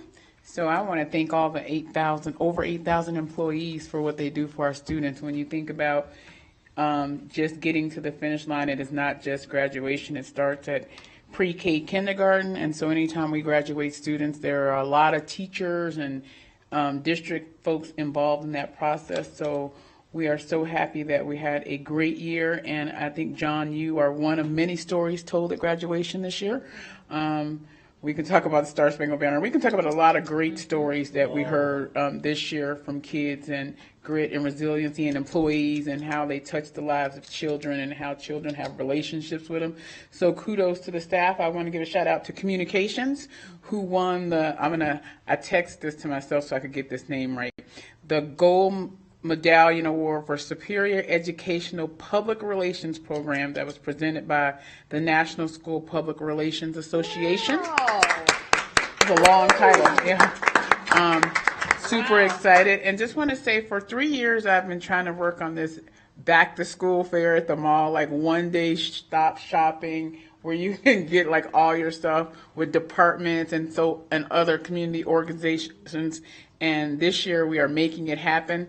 I'm not sure when the board meeting falls versus the day we do that. So we are going to have our first back to school fair at the Meadowswood Mall, and it's going to be awesome. We have a lot of community involvement with different setups, and parents can learn about shot records, transportation, whatever you want to know. Like, we're having all these people. So while they do their school shopping and get backpacks and things like that, they'll have an opportunity to engage with the school district and organizations around the community. So a lot of good work has been done, but as we turn over, we do know that we still have a last push for summer graduation, and we still have kids that are working on half credits or credit. So we're not finished yet. We're still doing some work in our schools, and so thank you to all the teachers and administrators and bus drivers and all the people who are still working through the summer to get our last push for our students.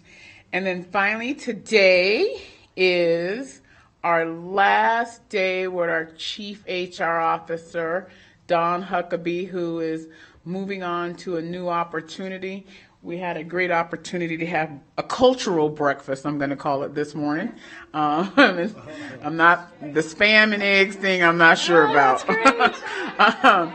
And rice. I was like, can I have steak? But it was just a great opportunity to close up. I remember when I started as the deputy and processing my paperwork, and you're like, we got all this stuff, but just have been a treat and a delight to have you as part of this organization and the wonderful things that you have done. And it was great because we talked about what she's done, but we said, hey, what if you could go back and fix something, what are the things you think you could have done and improved upon? Because we are a continuous improvement organization, and she gave me some good ideas that I know, Emily, you're already working on. Don't get nervous. But Dawn, we are so super excited. I'm gonna tear it up before we hand it to you. Are you reading this or me? No, go ahead. Okay. So, Ms. Huckabee, if you would please come to the front. Girl, don't you cry. What, isn't there like a Dr. Seuss thing about be happy that you've had the opportunity? And yeah, remember we talked about that, right? I love that. Yes.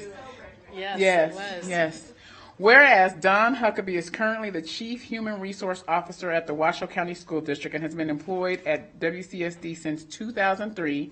And whereas Don Huckabee has shown incredible dedication to the 64,000 students and 8,000 employees of the Washoe County School District, whereas Don Huckabee has provided excellent leadership and earned the respect of her colleagues and employees, and whereas Don Huckabee is retiring from the Washoe County School District effective June 29th, 2018, and will be missed greatly.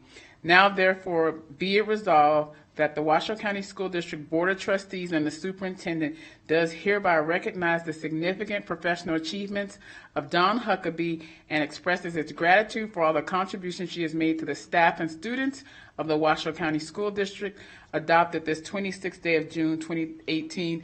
I'm gonna make you cry because I love you. And you have been wonderful.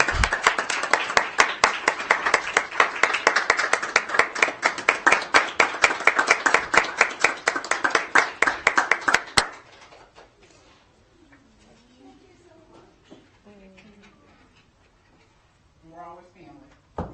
Ohana. That's right. Ohana. Yeah. Would you like to say something, Dawn?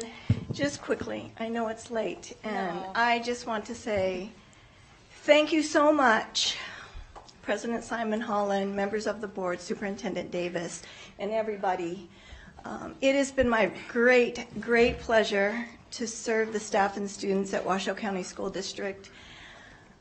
I want everyone to know, from the minute I walked in the door to this school district, I felt a sense of belonging, that everyone was here for one reason, and that's for the students of Washoe County School District. I have felt it every day for the 15 years that I have been here.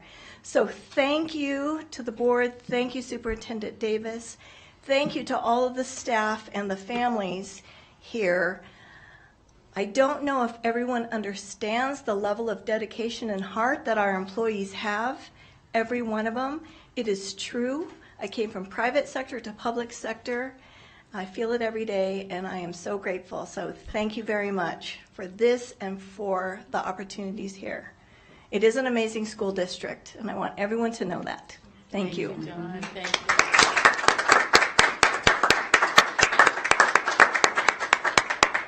And we're so grateful for all that you've done. I know it's hard to quantify all the things that you've contributed in 15 years, but you have made a huge difference here in creating a culture of service and a support for the many things that come across your desk, because HR sees everything. So thanks for being just the consummate professional and a person with great heart. So we've been lucky to have you. Okay. And I'm crying now, too. So. Future agenda item requests. Do we have any of those? Okay, none today. Public comment? No public comment. Then we will announce that our next meeting is not until Tuesday, July 24th. So enjoy your 4th of July. Be safe out there and have a good summer. And we will miss you, Dawn, and we'll see everybody in July. Meeting adjourned. I'm not going to eat this. Do you want to take this home?